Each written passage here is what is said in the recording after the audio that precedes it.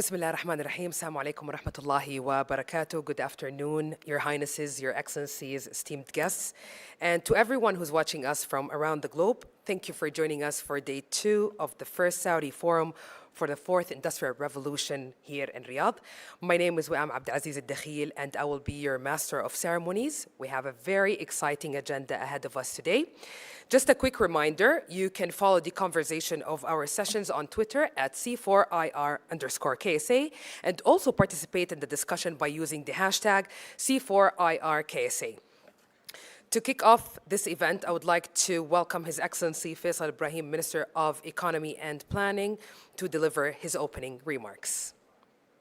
Excellencies, esteemed colleagues, and distinguished participants of the First Saudi Forum for the Fourth Industrial Revolution. I'm delighted to join you on this special occasion and open the second day of this uniquely timed forum. We have gathered here at a time when the pandemic is still evolving and we're not out of the woods yet. Let us travel back and imagine the moment when COVID-19 was just starting and we had not yet experienced the full force of the first wave. We knew very well about its transmissibility and trajectory, but had no clear understanding of our collective response and its impact. Could we have guessed what the sheer force of human will, undaunted resilience, collective knowledge, and the power of innovation achieve in a span of just 18 months? But even after this monumental effort by governments and multilateral organizations, even with legacy knowledge and collaborative policymaking, the battle is not over. A senior World Health Organization representative recently said, and I quote, "Half of this world thinks this pandemic is over, and half will enter its worst phase so far." Despite this shortfall, our collective actions in COVID management have led to positive outcomes as well. We have had successes and learned a few lessons to build on in the future. This begs the question, how could we have done it better? A key lesson was that 4IR-related technologies played a crucial role in structuring our collective response. COVID-19 intensified the need for data and evidence-based iterative policymaking, supported by technology-driven and innovation-based solutions. As a result, the pandemic, despite being tragic, has become an enabler for the accelerated evolution of frontier technologies. This is visible in global market expectations. In its recently released Technology and Innovation Report, UNCTAD forecasts a frontier technology market size of $3.2 trillion in 2025, a jump of almost 10 times from 2018 levels. This also leads me to believe that a few years from now, we will look back and realize that the countries that have emerged on a more robust and resilient growth path will ultimately prove to be those who are more advanced in the adoption of 4IR. We have seen this phenomenon unfolding here. Saudi Arabia is a global role model in the deployment of digital technology during the times of COVID-19. This was made possible by the wise vision of His Majesty King Salman and His Royal Highness Crown Prince Mohammed bin Salman, and a true conviction that Saudi Arabia's digital transformation is essential to realizing the sustainability and inclusivity of its socioeconomic development. Since 2017, we have been continuously investing in upgrading our digital infrastructure to enable the growth of frontier technologies in the kingdom. Today, the kingdom is ranked 4th in the world in 5G connectivity. With such a robust digital infrastructure, we were able to swiftly bolt on several technology-driven solutions to effectively manage the pandemic, helping us execute 850,000 daily classes for over 6 million students, as well as 2.8 billion digital payment transactions last year, 75% higher than in 2019. This demonstrates Saudi's leadership in having the most modern digital platform and world-class capabilities to design local and global solutions at the technological frontier. But of course, our eyes are set on what still needs to be done. In parallel to all of this, Saudi Arabia led the G20 last year in such challenging times, demonstrating its agility and long leadership track record of working collectively with the international community to deal with and resolve a wide range of global challenges. Another key lesson is that the pandemic and the use of 4IR-driven solutions have revealed more clearly and in fact widened the gap or the divide between the leading economies and the rest. Saudi Arabia itself has its work cut out for it to move up the Global Innovation Index rankings, where we plan to be among the leading pack of our G20 peers, despite substantial progress made since the vision and during the pandemic. Our economic growth can also be driven by capturing a slice of the $3+ trillion opportunity over the next 5 years and its multiplier effects. This leads me to the factors shaping the future role of the Center. The Center is at the confluence of the growing role of 4IR in solving global challenges, the momentum and potential of the Kingdom's vision and its impact locally and globally, and the Kingdom's growing global leadership role anchored in both a strong legacy of working with global partners to conquer global challenges and its pioneering vision and momentous transformation. The Center must leverage these potent enablers to become an action center to discover, debate, and deliver inclusive solutions to global and equally as important local challenges. The Center's relentless efforts should be driven by the question which we posed earlier: how could we have done better? We are passionate about the objectives and the vision of the Center and look forward to working closely with its team and bringing the public and private sectors, as well as the science and technology community, together to solve for this question. I close with a quote from the famous football head coach Vince Lombardi, who once said, "Perfection is not attainable, but if we chase perfection, we can catch excellence." I believe this center is a culmination of that chase in its thought and action leadership. Thank you, and I wish you all the best. Thank you, Your Excellency, for your informative speech. Next, our session of the day, we will be discussing more about the acceleration of clean energy transition in major emerging economies. The session moderated by Yahya Khoja, advisor at the Ministry of Energy overseeing AI and innovation, and he's a member of the World Energy Council Future Energy Leaders. To start this session, it's my pleasure to welcome His Royal Highness Prince Abdulaziz bin Salman Al Saud, Minister of Energy, to deliver his speech. Ladies and gentlemen, distinguished participants, I'm grateful for the opportunity to speak to you in this important occasion. The World Economic Forum has long been at the forefront of global technology governance and advancements. So allow me to highlight the Kingdom effort in this direction and describe the steps we're taking toward harnessing technology in support of our Vision 2030 strategy in the field of energy. Saudi Arabia is proud to host one of the global centers for the fourth industrial revolution in partnership with the WEF. The inauguration of the WEF Affiliate Center for the fourth industrial revolution in the Kingdom is a landmark event and a cause for celebration. The fourth industrial revolution is already transforming the fundamentals of human life. We're more connected and more interdependent than at any stage in history. In Saudi Arabia, the unparalleled change has brought fresh and potential rewarding opportunities in many sectors. In the crucial energy sector, where Saudi Arabia already leads the world, the opportunities are numerous and varied. Because energy is such a key part of economic and social life, it creates an abundance of raw data that can be put to use to drive the advancement of the sector and the Saudi economy. Our vision is to transform the energy sector through application of data and technology.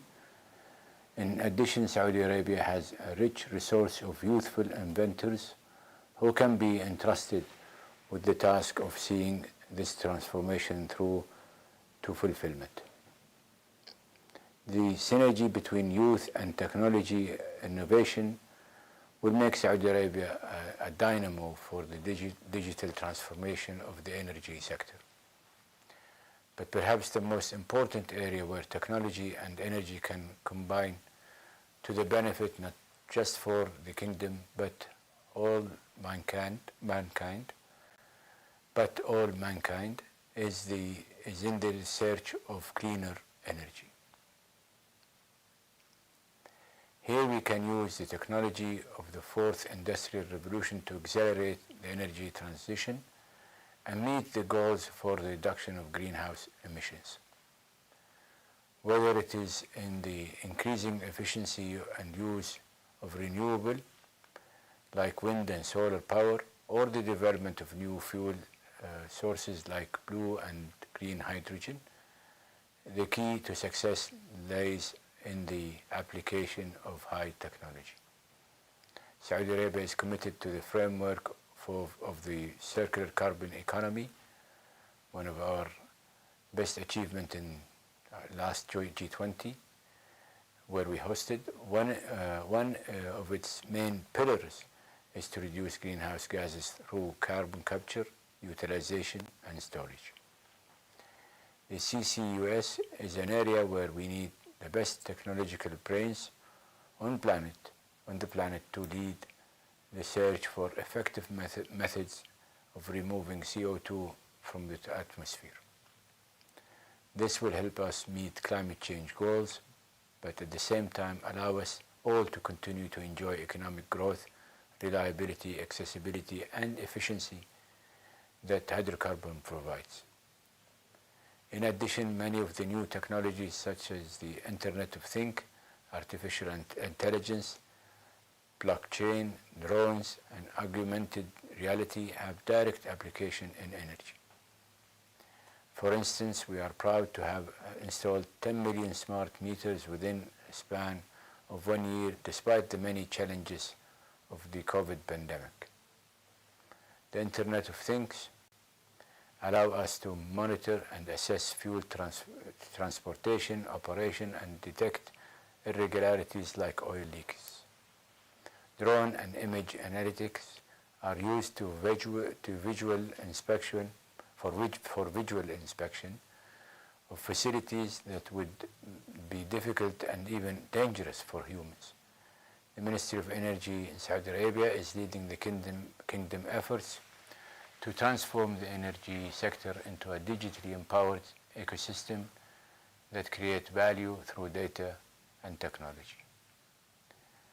The AI Center of Energy, IACE, is our standard bearer in this field, a center of excellence created in partnership with the Saudi Data and AI Authority to provide a shared platform to drive the adoption of AI in the energy sector and deliver solutions to the sector's pressing challenges. The challenge we all face is to tackle the great issue of the world today, like post-pandemic economic recovery, energy reliability, and sustainability. The Center of the Fourth Industrial Revolution, in partnership with WEF, will play a key role in sharing knowledge and best practices with the rest of the world. Ladies and gentlemen, I applaud your efforts in the advancement of this crucial initiative and wish you worthwhile and successful deliberations. Thank you.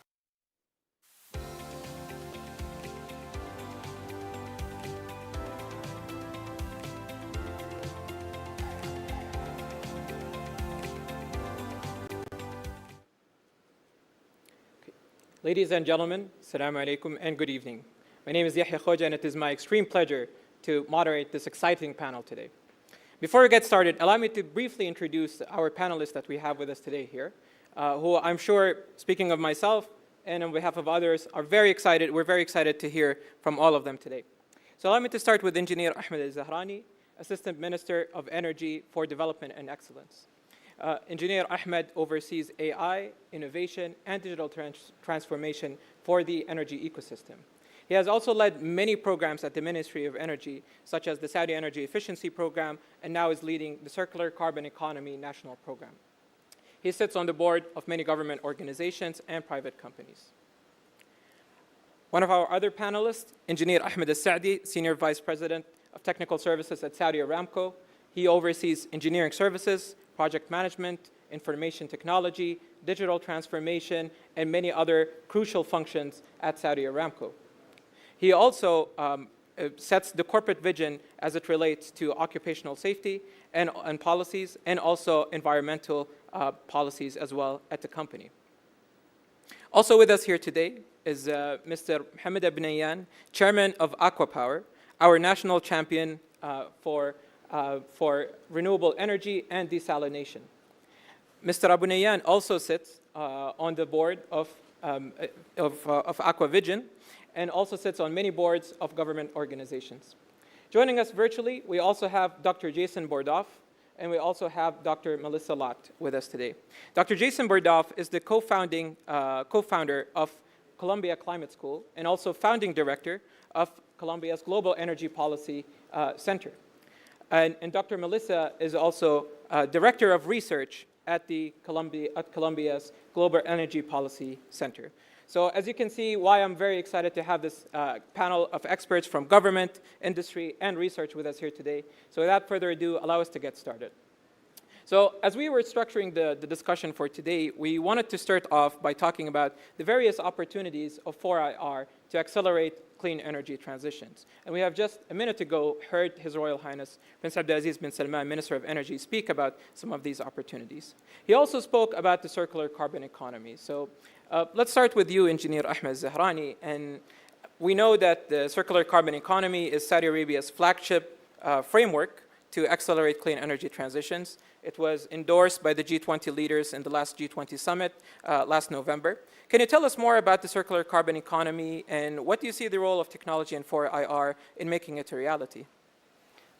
Thank you, Yahya. The CCE, which is the Circular Carbon Economy, is a KSA framework developed by multi-stakeholder with objective to manage climate change and to accelerate a clean energy transition. It is a holistic approach that addresses emissions while creating value, economic value from these emissions. It is also looking at solutions and innovations to support a clean energy transition. Actually, it's built around 4 Rs: reduce, reuse, recycle, and remove. Reduce looks at how we can reduce emissions by solutions such as renewable energy and energy efficiency. Reuse aims to convert emissions to product, but without chemical alterations such as CO2 utilization and enhanced oil recovery. Recycle aims to convert emissions to new material or fuel, but with chemical attrition. Lastly, remove, actually, which is aimed to remove which already produce emissions by different solutions such as direct air capture or natural pace solutions such as mangrove. Hence, the Ministry of Energy is leading a multi-stakeholder effort to develop a very ambitious CCE national program with initiative across all sectors. His Royal Highness mentioned the hydrogen. Actually, we look at both the blue and green hydrogens. Also, we are looking at the utilization of carbon capture utilization and storage. And these are only 2 examples of the high priority areas that we are working on. Honestly, we believe the 4th industrial revolution technologies can help us to meet our objective and accelerate a clean energy transition. His Royal Highness also mentioned some examples of these technologies like blockchain, Internet of Things devices, and also smart machines.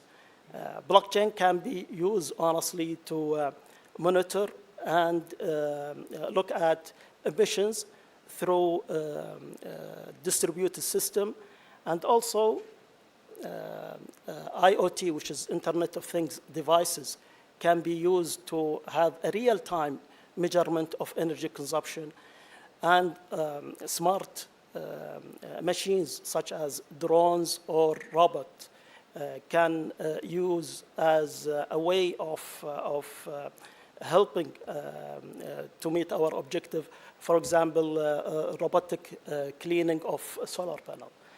So in general, the CCE, which is the Circular Carbon Economy, will help us to achieve our objective of moving toward a clean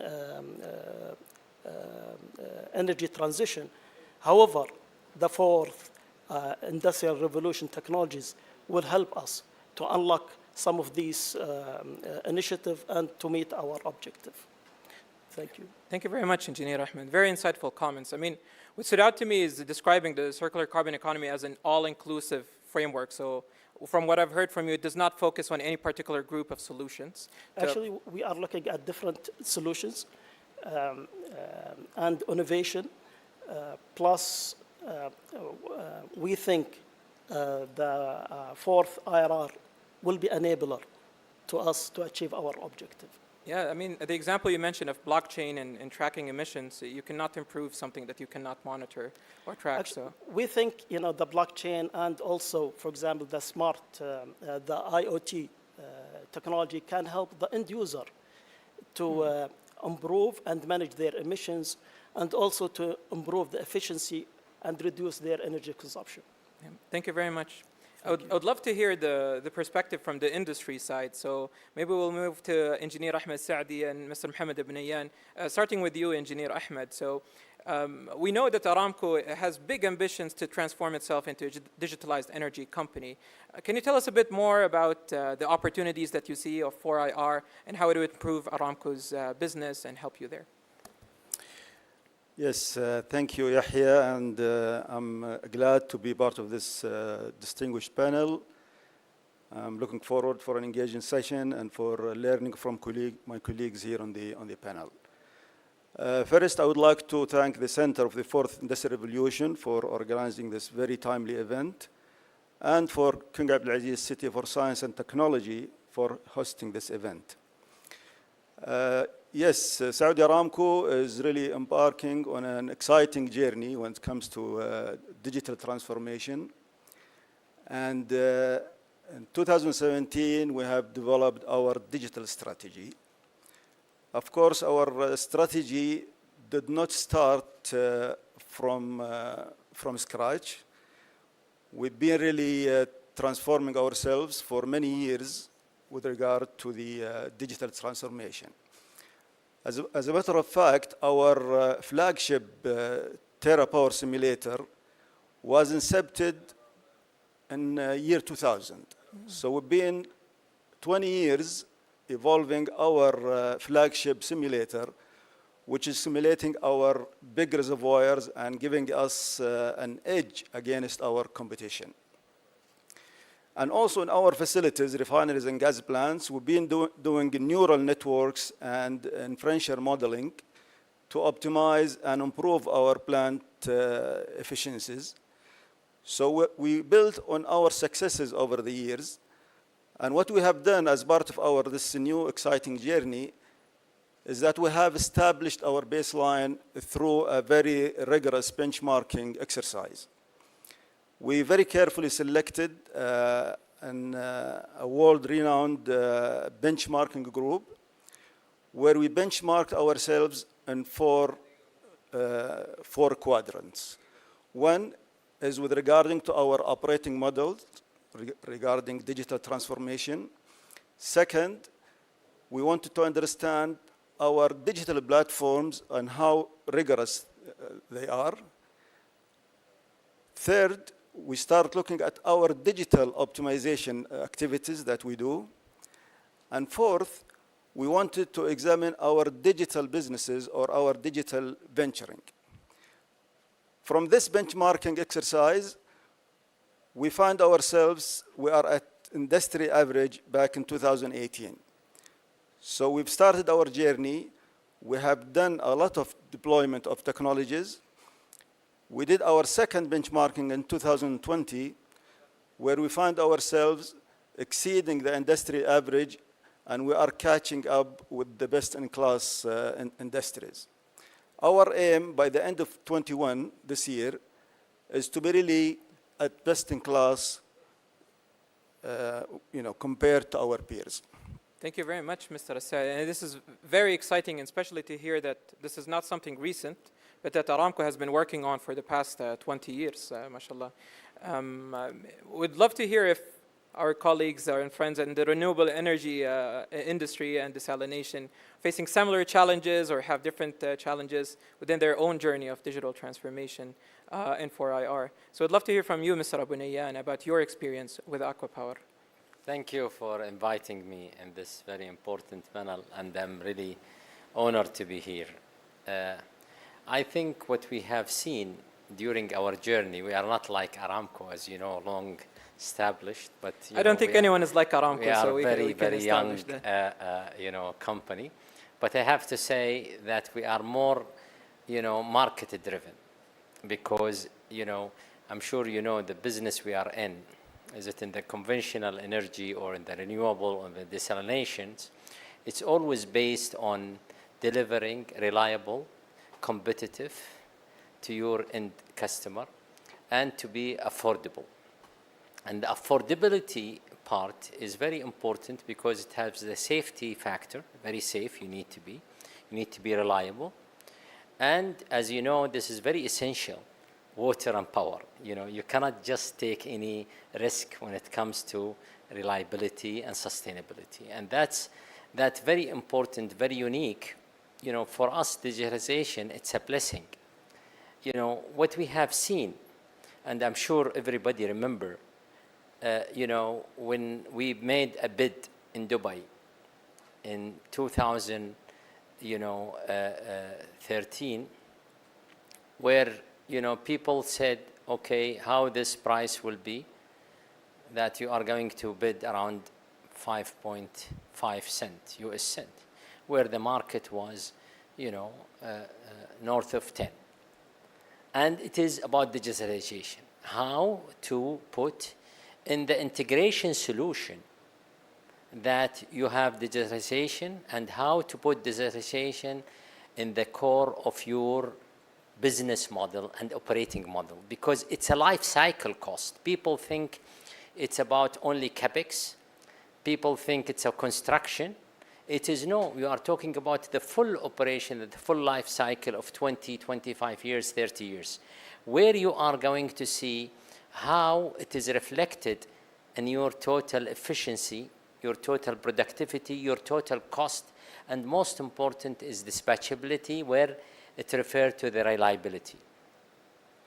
We have seen it in the recent project in Sudair. It is the biggest project today in the world, in PV. It's just been, under construction. We are proud to be partner with Aramco and BIF. And I'm telling you, all robotic today cleaning, people think it's a challenge. Being industry place in a country, it is very hot environment. It's very hot at the summer. It's reaching sometimes 60, 55 degrees centigrade. But all digitalization, where you are able to really manage all this manless.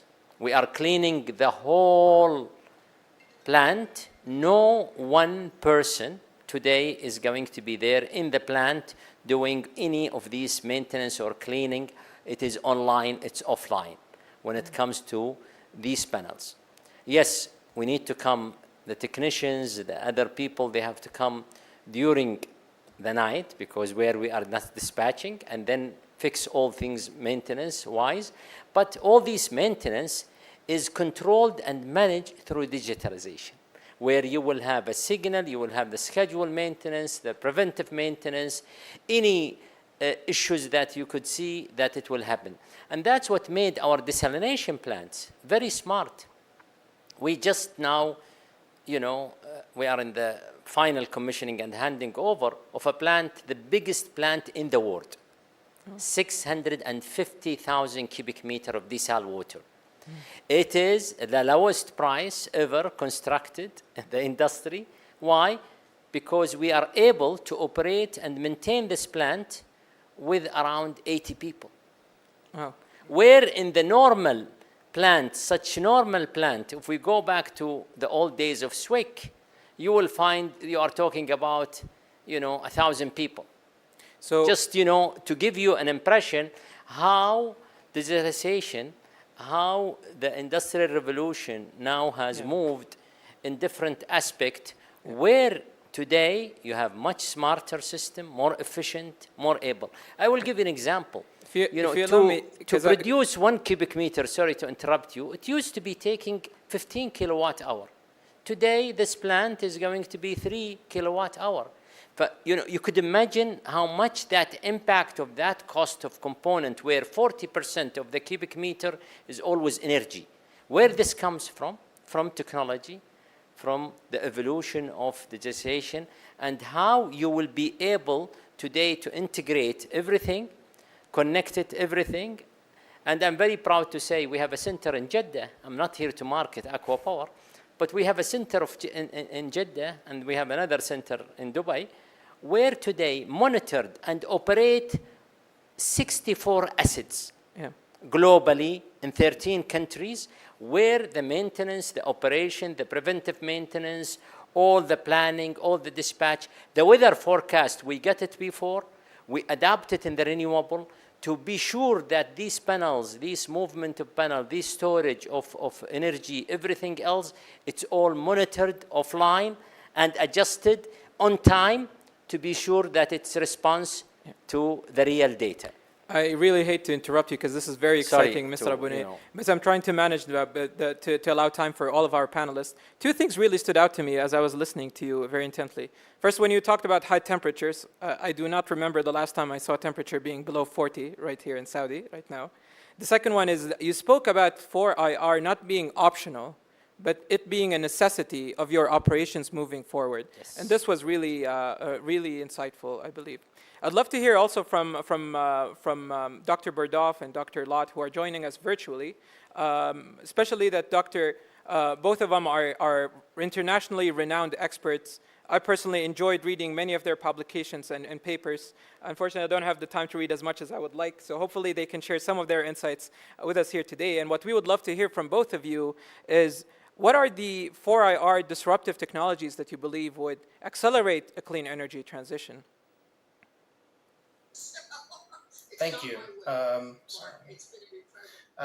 Thank you for the invitation to be with you today, Your Excellencies, and thank you, Your Royal Highness, Prince Abdulaziz, for the opening welcome remarks. Let me answer your question just briefly, drawing on a little bit of work we have done at Columbia University in the Center on Global Energy Policy, and then I'll turn it to my colleague, Dr. Melissa Lott, who, as you noted in the introduction, is our head of research.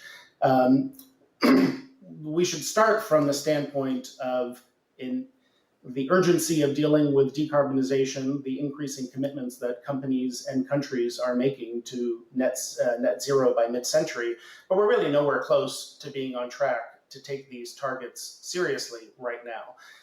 Emissions during a historic and tragic pandemic that caused much of the economy around the world to shut down declined about 6%. We need emissions to decline faster than that each and every year moving forward. We know how to do some of that, electrifying parts of transport like cars, for example, expanding zero carbon energy like renewables into the electricity system. But there are many, many parts of the economy that are much more challenging and that are not yet available at commercial scale, like cement and steel and aviation and shipping. According to the International Energy Agency, in a net zero 2050 scenario, about half of the emission reductions between now and then come from technologies that are not yet available at commercial scale. Carbon capture, carbon removal, carbon utilization to make projects. We heard about the carbon circular economy a moment ago.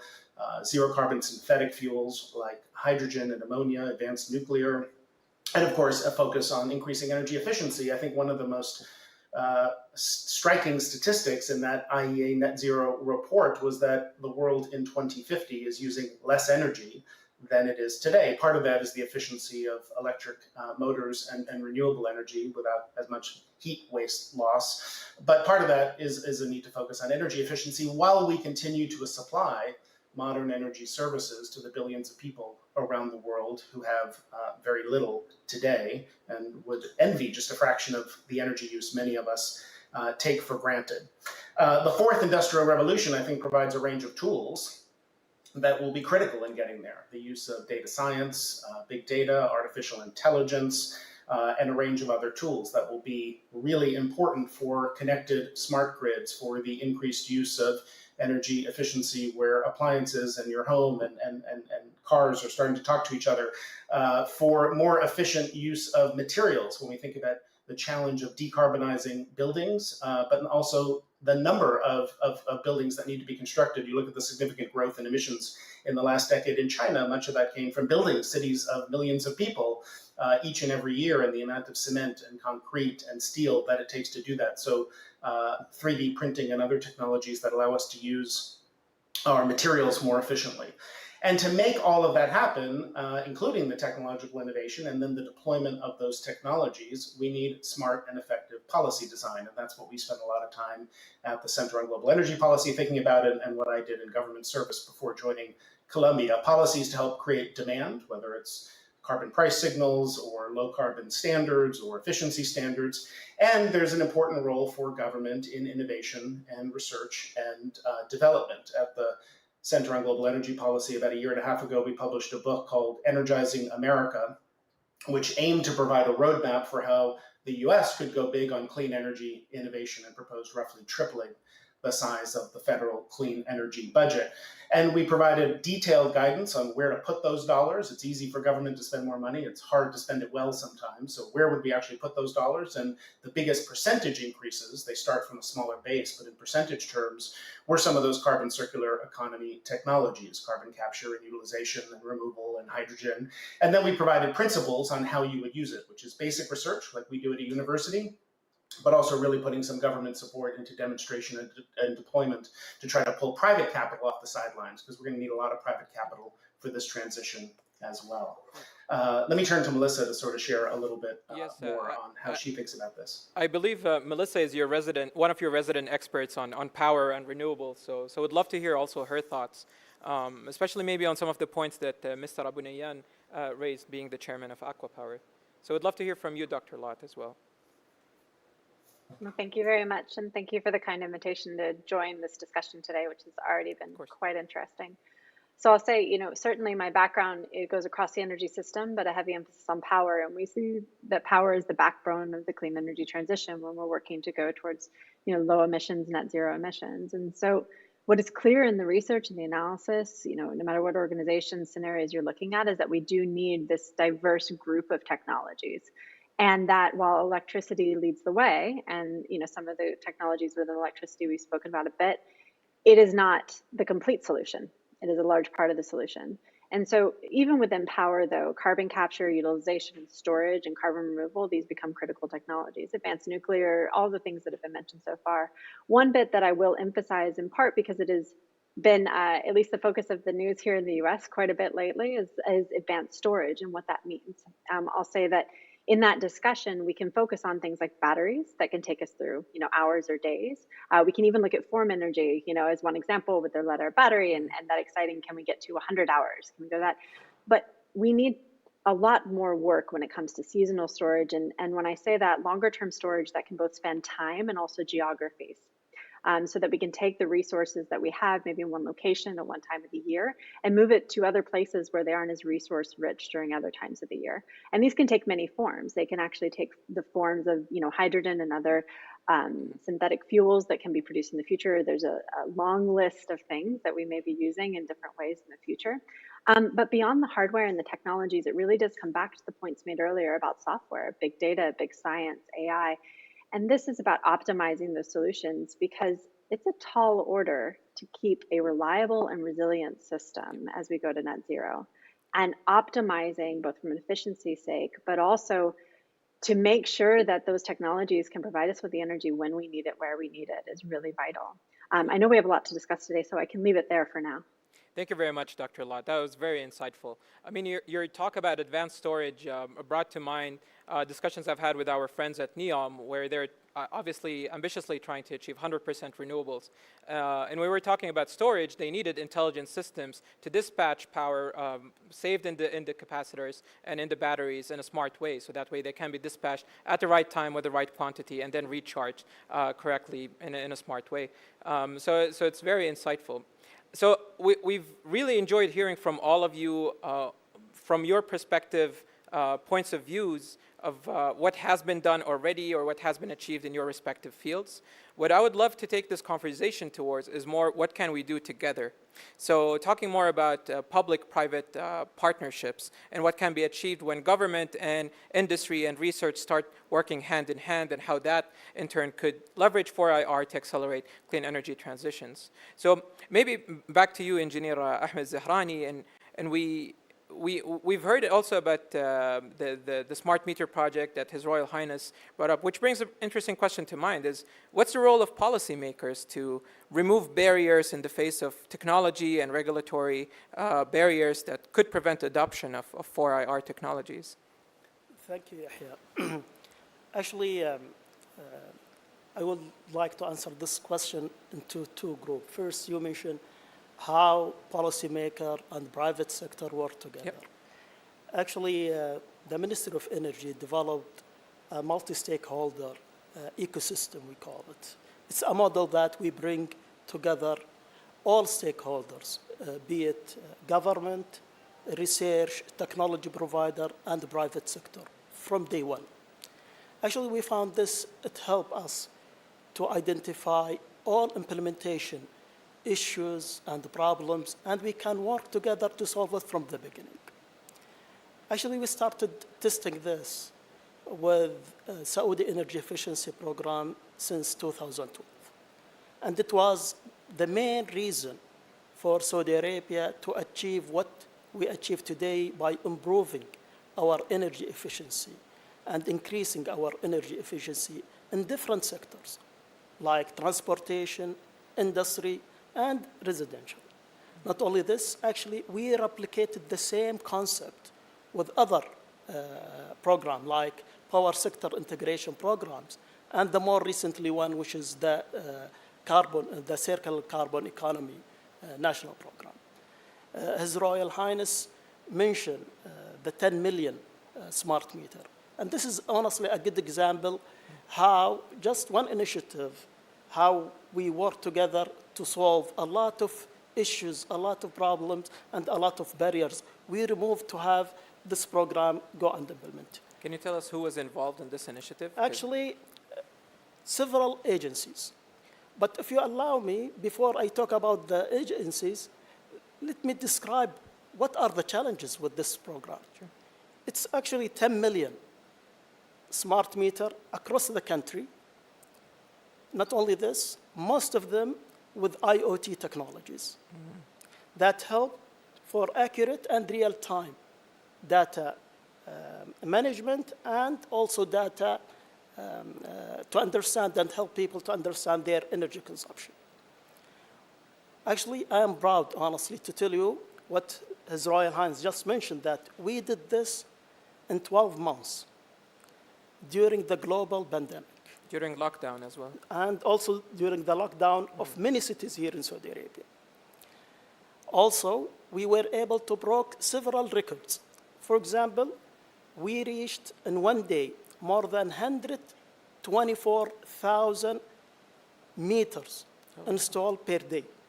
And this is a world record. No one reached that except China, which I think they reached 100,000 or 100,010. And this is a huge program undertaken.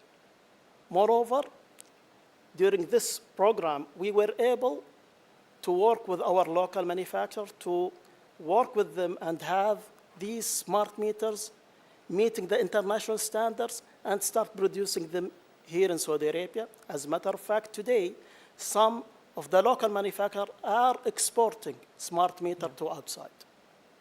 This is really interesting, Engineer Ahmed. And if you allow us, would love again to hear from industry, and maybe turning over to Engineer Ahmed Al-Saadi to hear about where do you see the opportunities of public-private partnerships, and where could probably Saudi Aramco work together with government agencies, with research agencies, to help push your ambitions forward in 4IR?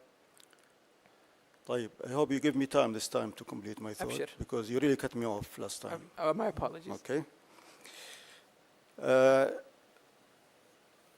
I think the role of the public and private sectors are very important for the success of the fourth industrial revolution. It's very clear when we embarked on this journey that no one can do this on his own. So we need the policymakers, we need the regulators, we need the technology providers, and we need the academic institutions, be it for reskilling or for research work. So what we have done in our case, we have worked with all the major players in the country. Just to name few, Ministry of Energy, Ministry of Communication and Information Technology, NCA, SEDAIA, other technology companies, and academic institutions.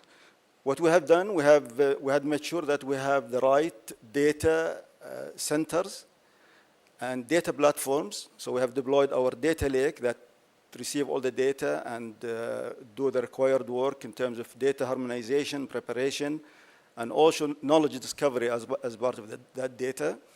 We have deployed one of the fastest computers in the world, the supercomputer, the MAM7 supercomputer, and that was in collaboration with STC, one of the national communication companies.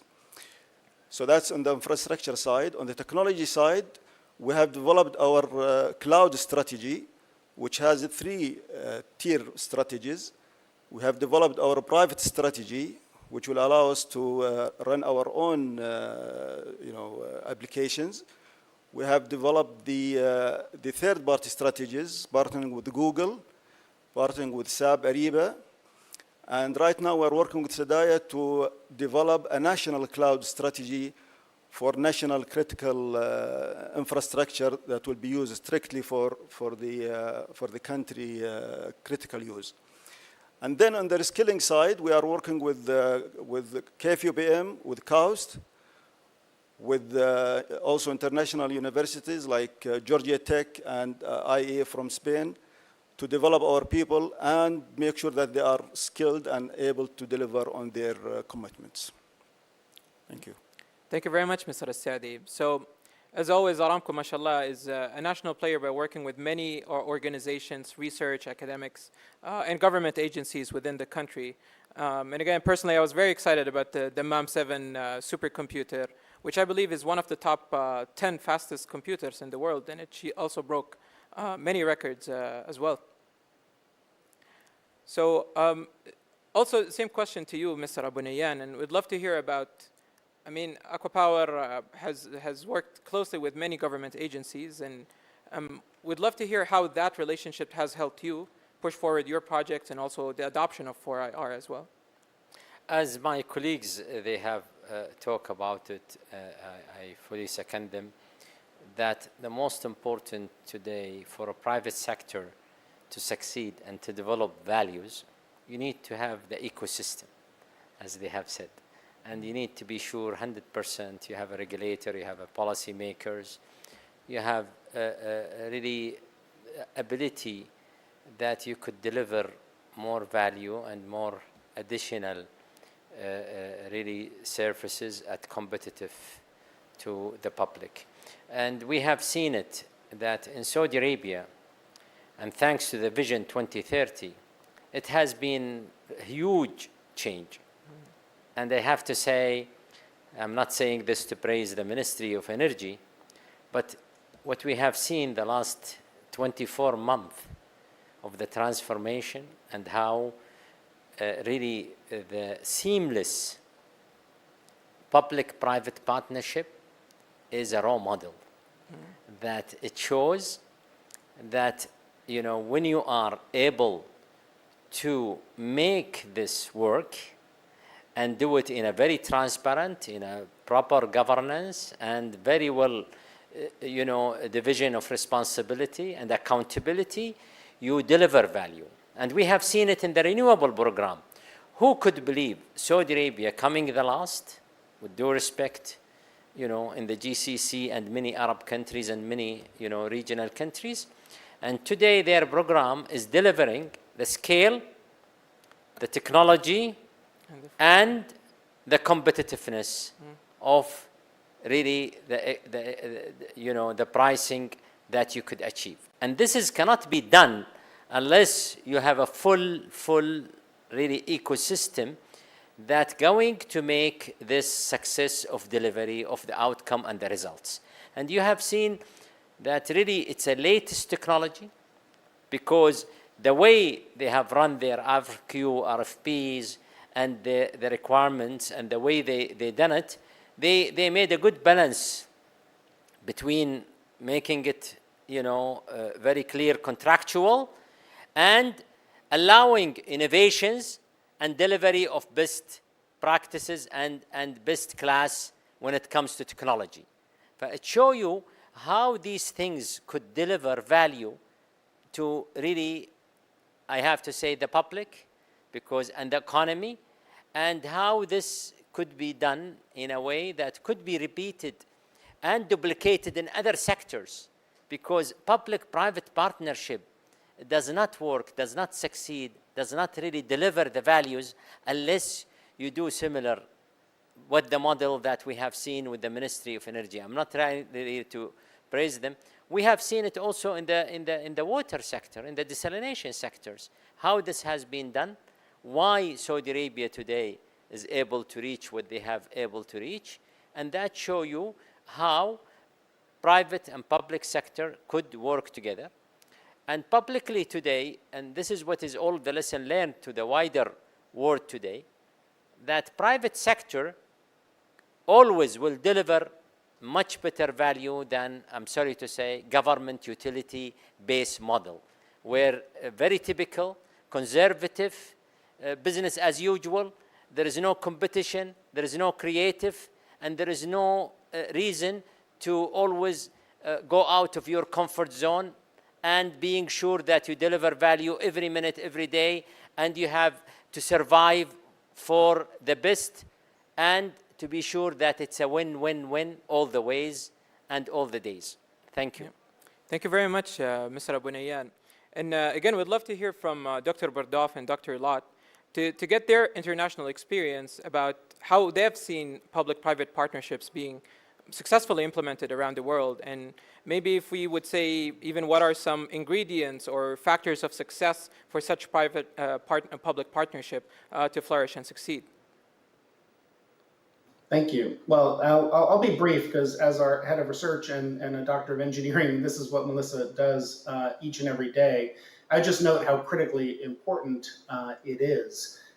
We proposed, as I said, in our study here at the Center on Global Energy Policy, tripling the federal clean energy budget to $25 billion a year.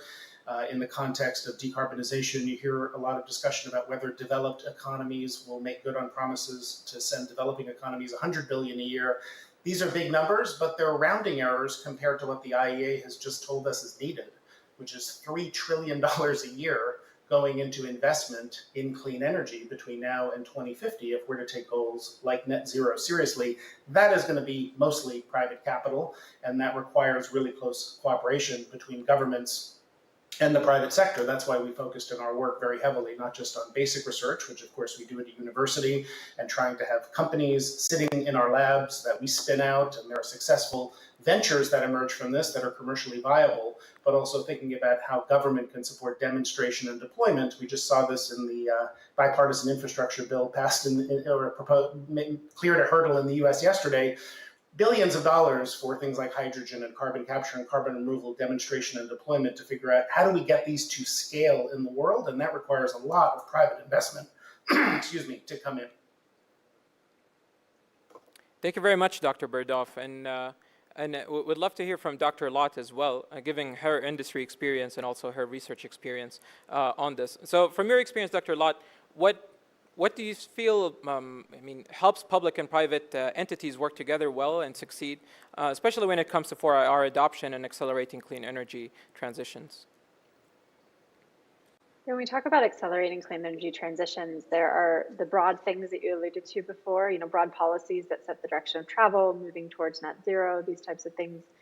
And some partnerships that we've also talked about around demonstration projects are also certainly helpful. But long term, if we want to create this sustainable momentum that takes us to net zero and that brings all of the technologies that we want into the system, we also need to think about creating things like demand for these technologies in the market at a higher level than singular projects. So how do you do that? And we've at the center, we published a paper that talks about demand pull policies and the role that government can play in that to catalyze what becomes, to Jason's point, a much larger set of investments that bring in a lot of money from the private sector as well.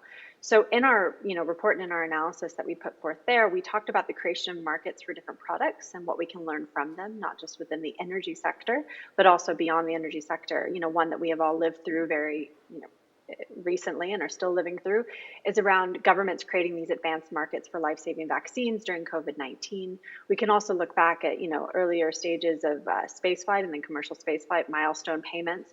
And then also, as an engineer, I enjoy this topic. Maybe it's a bit dry for broader audiences, but the setting of technical standards so that we make sure that when we have these partnerships, that again, they don't just become one project one time, but they become huge catalysts for momentum. They actually get us going as quickly as we need to reach the targets that we're setting.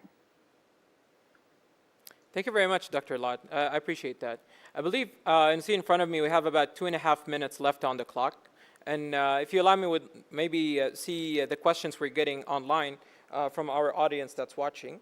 So one question in front of me, and it's an interesting one, and for these questions, please feel free to jump in and chime in with your thoughts and ideas. And it says that in order to adopt 4IR and accelerate clean energy transitions, that will require attracting investments and also collaborations from outside of Saudi Arabia into Saudi Arabia and the energy sector in Saudi.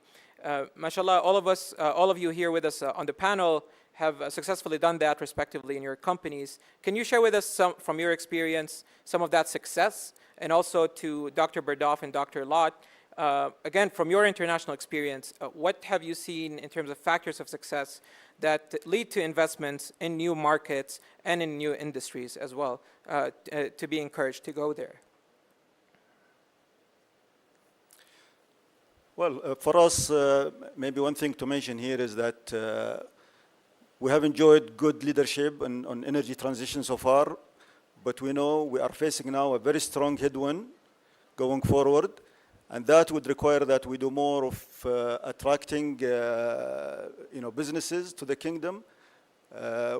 What we are doing in the area of decarbonization, we are attracting investors where we are trying to build a model of decarbonization as a service, where we don't have to incur the high cost of the investment, but rather pay for decarbonization as a service.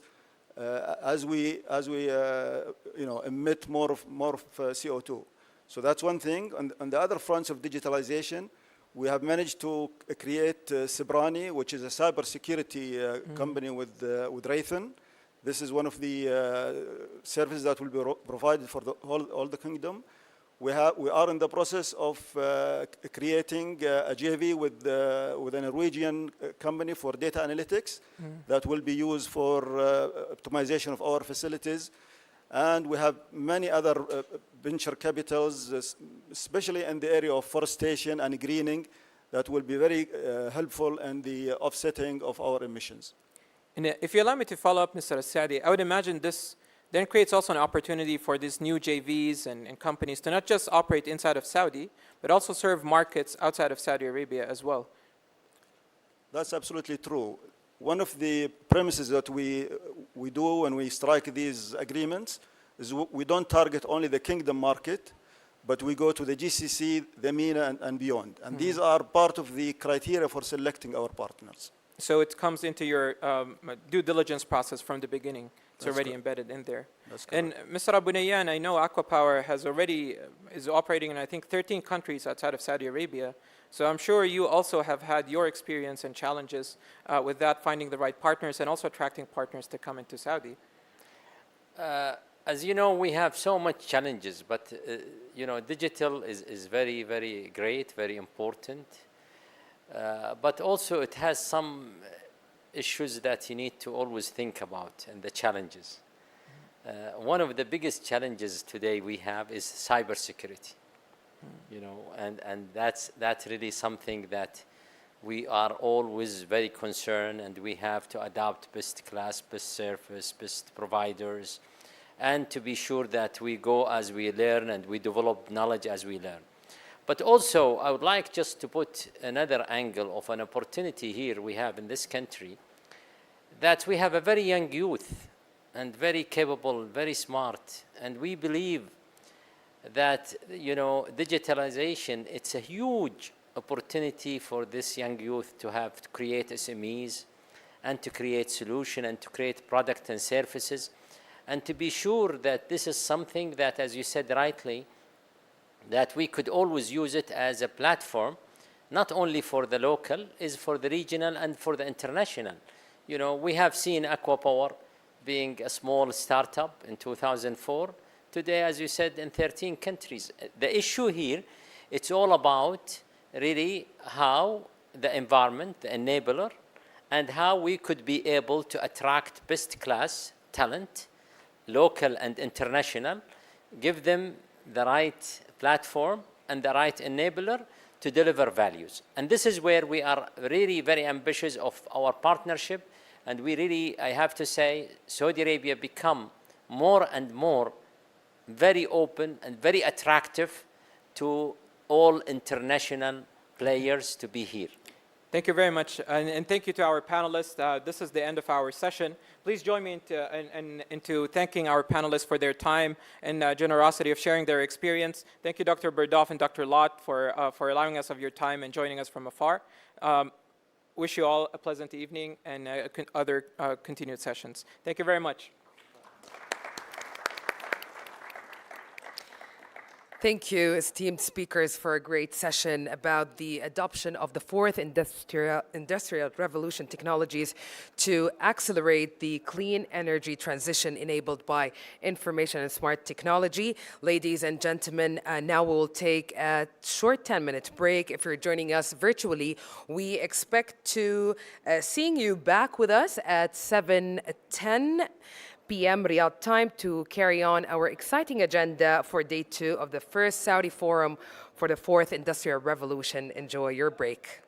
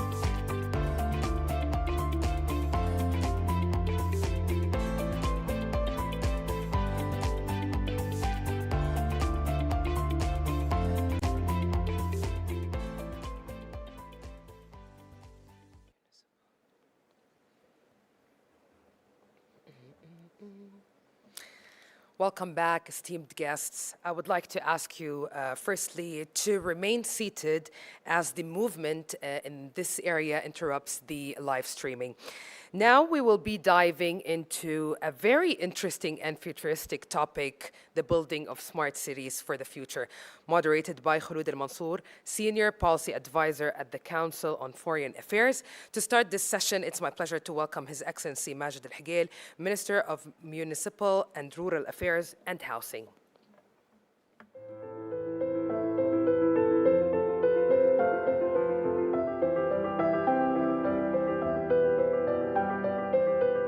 تساهم الثورة الصناعية الرابعة في خلق مفاهيم جديدة حول نمط الحياة وممارسة الأعمال، وهذا ما يدفعنا في وزارة الشؤون البلدية والقروية والإسكان لبناء نماذج عمل مبتكرة ومستدامة لإدارة المدن وإنشاء مدن ذكية جديدة تعتمد على الذكاء الاصطناعي وإنترنت الأشياء ووسائل الاتصال والنقل فائقة السرعة من خلال رقمنة الخدمات البلدية وتوحيد البيانات المركزية، وهذا يأتي ضمن تعزيز سرعة إنجاز البنية التحتية في المملكة.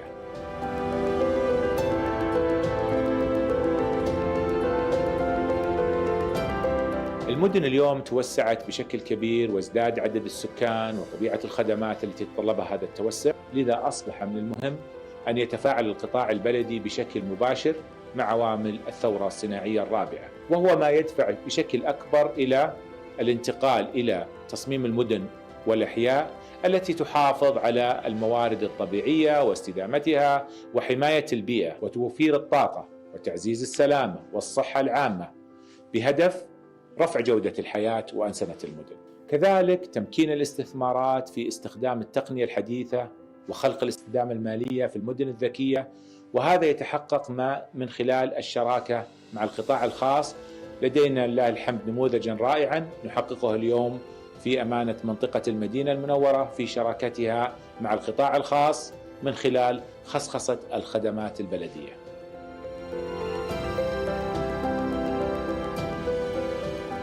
يعمل القطاع البلدي على تحسين كفاءة وجودة الخدمات المقدمة بتشريع الأنظمة والقوانين التي تهدف إلى توظيف الأدوات التقنية الذكية في القطاع البلدي من خلال استراتيجية التحول الرقمي، وهي استراتيجية جريئة قابلة للتحقيق تطمح لرفع جودة وكفاءة المنظومة الرقمية وابتكار نماذج عمل رقمية مستدامة وتوحيد الخدمات البلدية من خلال منصة رقمية موحدة، منصة بلدي، بالإضافة إلى تطوير نموذج حوكمة البيانات المكانية رقمياً SDI وتوحيد معاييرها لتحسين مرونة وكفاءة المنظومة الرقمية إلى جانب منصة فرص التي تعزز الاستثمار. ختاماً أود أن أؤكد على ضرورة عملنا معاً كقطاع حكومي وخاص للاستفادة من تقنيات الثورة الصناعية الرابعة في المدن الذكية والمستقبلية لتحقيق الأثر الإيجابي والمباشر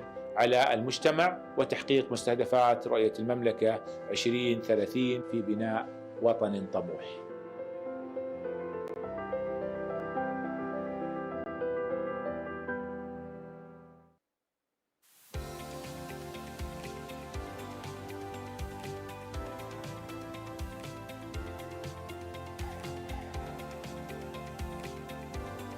Good evening. Ladies and gentlemen, thank you for joining me this evening, and thanks to His Excellency Minister Majid Al-Higel, Minister of Municipal and Rural and Housing Affairs, for the excellent remarks. Ladies and gentlemen, today you're joining me in a session that is very interesting for the Saudi First Forum on Fourth Industrial Revolution. Today I'm joined with exceptional speakers. However, let's start first by saying, how smart is your city? Chances are it's getting smarter as we're speaking right now. Governments around the world are very eager to infuse technology in every city operation of their cities, and I mean every operational cities. So how does a smart city for the future look like? To answer these questions, I'm accompanied today with exceptional and esteemed members of my panel. To my left, you can see His Excellency Dr. Maher Shira, an advisor to the President of the Riyadh Royal Commission. Thank you. And streaming online, we have Dr. Aisha bin Bishr, Vice Chair of the Board of I'mar, Joseph Bradley, CEO of Neom Technology and Digital Holding Company, and Jeff Merritt, Head of IoT and Urban Transformation of the World Economic Forum. Ladies and gentlemen, thank you for joining me. And I'll probably start with Dr. Maher. Dr. Maher, what is the vision of Riyadh as a smart city? Okay, Bismillah ar-Rahman ar-Rahim. First of all, allow me to thank you and thank you all for having me tonight. Before answering or looking at the vision of Riyadh for smart city, I think it's essential to a little bit talk about why smart city, right? And let me share some of the facts that we have worldwide. Can you believe that 300 billion US dollar is the cost of congestions only in the US in 2017? Knowing that none of the top 10 congested cities is actually from the US. The number one is actually Moscow, and some of the Indian cities as well. And imagine that loss of congestions and the cost of it for the government. Another interesting fact I was reading from the WEF, more than 90% of households live in standards that are below the World Health Organization. Imagine, 90% of the world population lives in households that are below the standards. We are facing a very challenging era, and I believe that these challenges come along with the challenges that His Excellency was talking about in the increases of the populations in the cities. Now, I must say, we live in a very, we're very lucky. We live in an amazing country with amazing leaders who understands this very well, who gave us all the support that we need and we think of before it's actually becoming a catastrophe or a problem. Now, giving all of that and knowing that His Royal Highness' vision for Riyadh is to double the population and to maybe double or triple the GDP of Riyadh, smart city is an enabler to all of that. In fact, throughout this panel, throughout the sessions that happened yesterday and today, every single panelist, every single speaker from all their excellencies talked about challenges and opportunities for smart cities. And when I look at Riyadh and I see all of these challenges coming into picture, I think we summarized the main objectives, the main vision of Riyadh city into three main things. An impact on economical growth. This is something that we have to realize. Riyadh is the capital of the kingdom, one of the strongest economy, and we want to make it the strongest. And His Excellency Al-Hagail talked about livability, and this is something that is really touching in Riyadh city for all citizens, visitors, businessmen, and businesswomen. So we have to really think of services that will enable that and maybe boost it and give it to a different layer. The third thing is, and I always say, Riyadh is the land of opportunities. So we have to have job creations, right? I mean, we have to attract talents. And His Excellency As-Suwaha talked about that as well. So if I summarize, these three are the main objective of a smart city. Now, if I look around, cities around the world have different objectives, and maybe those are driven by the need and the urgency of that city. Some of them, they focus on mobility, for example. Others focus on digitization, and some others just focus on resilience. Tokyo, for example, because of the nature of Japan, they really focus on resilience and how can they come back to business quickly and as soon as they can. Now, given that with the nature of Riyadh, I believe those three are the main focus for our vision and our strategy. Thank you, Dr. Maher. You've touched on multiple points that are very relevant to the life of all Riyadh citizens today, especially the congestion at 7 p.m. What an excellent point. Allow me to move to Dr. Aisha bin Bishr. Dr. Aisha, building smart cities of the future is what we're discussing today. What would it take to launch a smart city like Smart Dubai? Back then, there were no much cities to benchmark to. What are the certain policies and partnerships that are necessary to launch a smart city exactly like Smart Dubai? I'm delighted to be with you here today, my dear, and Al-Bai digitally at the first study forum of the Fourth Industrial Revolution to discuss a strategic pillar in our nation's ability to observe the opportunities that the Fourth Industrial Revolution presents to us all in building our cities of the future, the smart cities. This forum actually embodies the support and care of development and innovation system in the Kingdom of Saudi Arabia by the custodian of the two holy mosques, King Salman bin Abdulaziz Al Saud, and His Royal Highness Prince Mohammed bin Salman bin Abdulaziz, Crown Prince, Deputy Prime Minister, and Minister of Defense. And I believe it contributes to Saudi Arabia's continuous efforts to be an exemplary and leading nation in all aspects through Saudi Arabia's vision for the future 2030 vision. And this event also coincides with the year of the 50th, where we are celebrating the fact that the UAE marks 50 years of its founding this year. Talking about smart cities and how we started building it when there weren't any benchmark for us to start, it's important first to highlight that digital transformation is not novel to Dubai. And in fact, started about 2 decades ago with the formation of the Dubai e-government in 1999. Many cities globally took that lead also. Hence, the task of Smart Dubai was not to design a smart city project, but rather to unify the various existing initiatives into one strategy and connect the efforts of a citywide network of partners from both public and private sector on strategic, operational, and infrastructure levels. In my previous role as General Director of Smart Dubai, I was lucky actually and honored to be entrusted to establish from scratch the first ever smart city of its kind, Smart Dubai. It was a passion to build Dubai's name in the ICT sector also. And I'm proud to be the first lady globally to be entrusted with such a mission. When we started the dialogue about Smart Dubai, the first step we did was to benchmark to see what other cities are doing. We put 10 major global smart cities on our radar. All of them, as Dr. Maher said, were addressing energy or utility or water or mobility or transportation, a specific challenge in each city. What we didn't find was a city that covered all aspects of life. So we decided that we need to do our own blueprint because it is a technology-focused project. It means we need to understand our infrastructure and all the investments being done there and what other elements we need to design to ensure that our agenda is implemented very well. So we sat with all of the major ICT companies who each brought their own agenda, a set of functionalities in their platform, such as a strictly Internet of Things focused or strictly data focused. But for Smart Dubai, we wanted everything, a comprehensive smart city focus on people happiness, and that was the direction of His Highness Sheikh Mohammed bin Rashid. So we decided to design our own blueprint, which took us almost 2 years back then.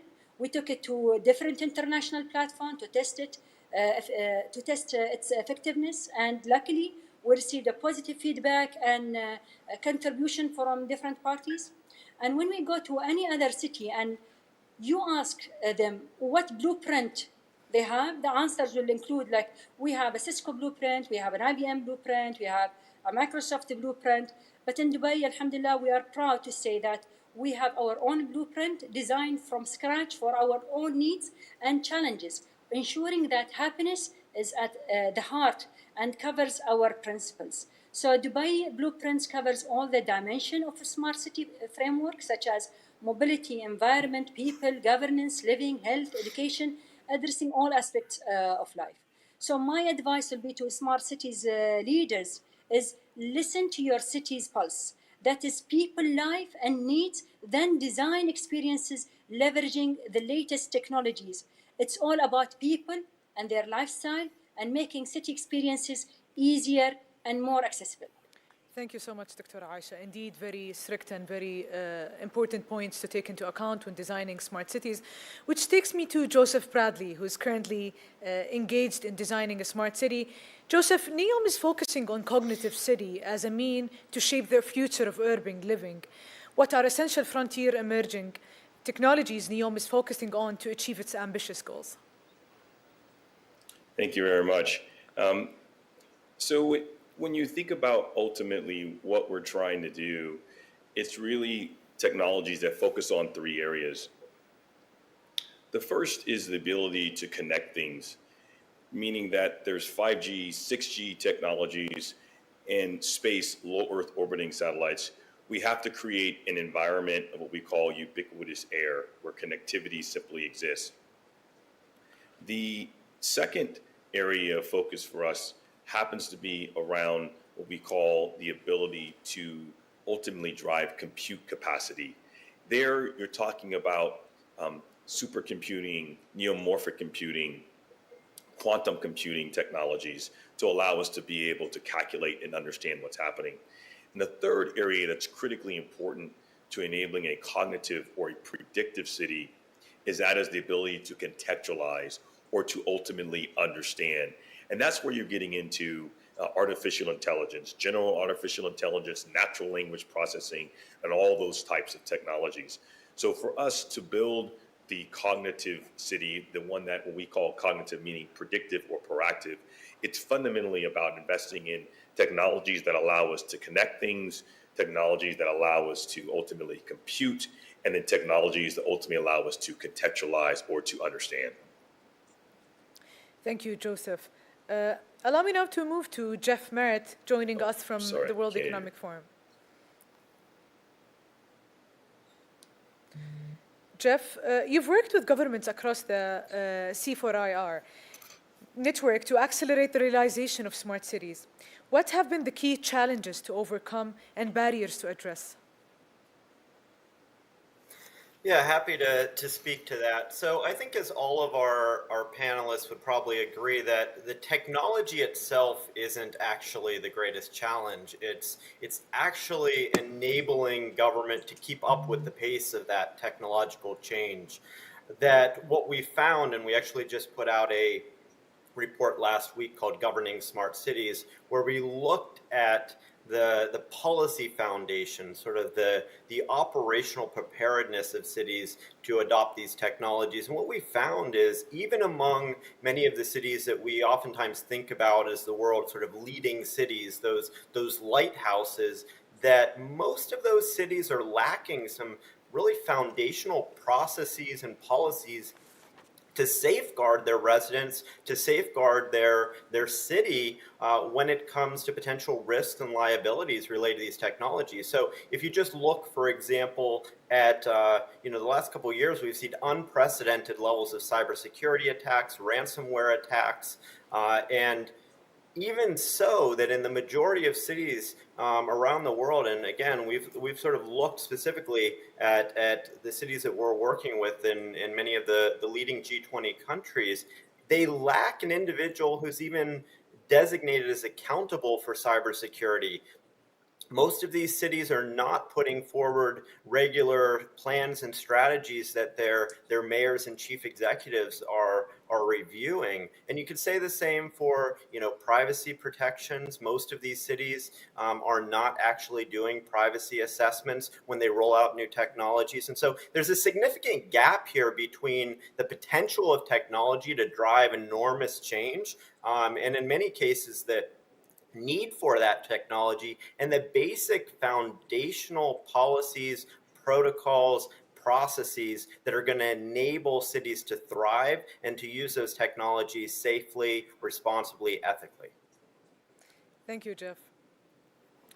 This takes me back to another question to Dr. Maher. Dr. Maher, the integration of data services across multiple providers and types of technology raises some considerations between smart cities.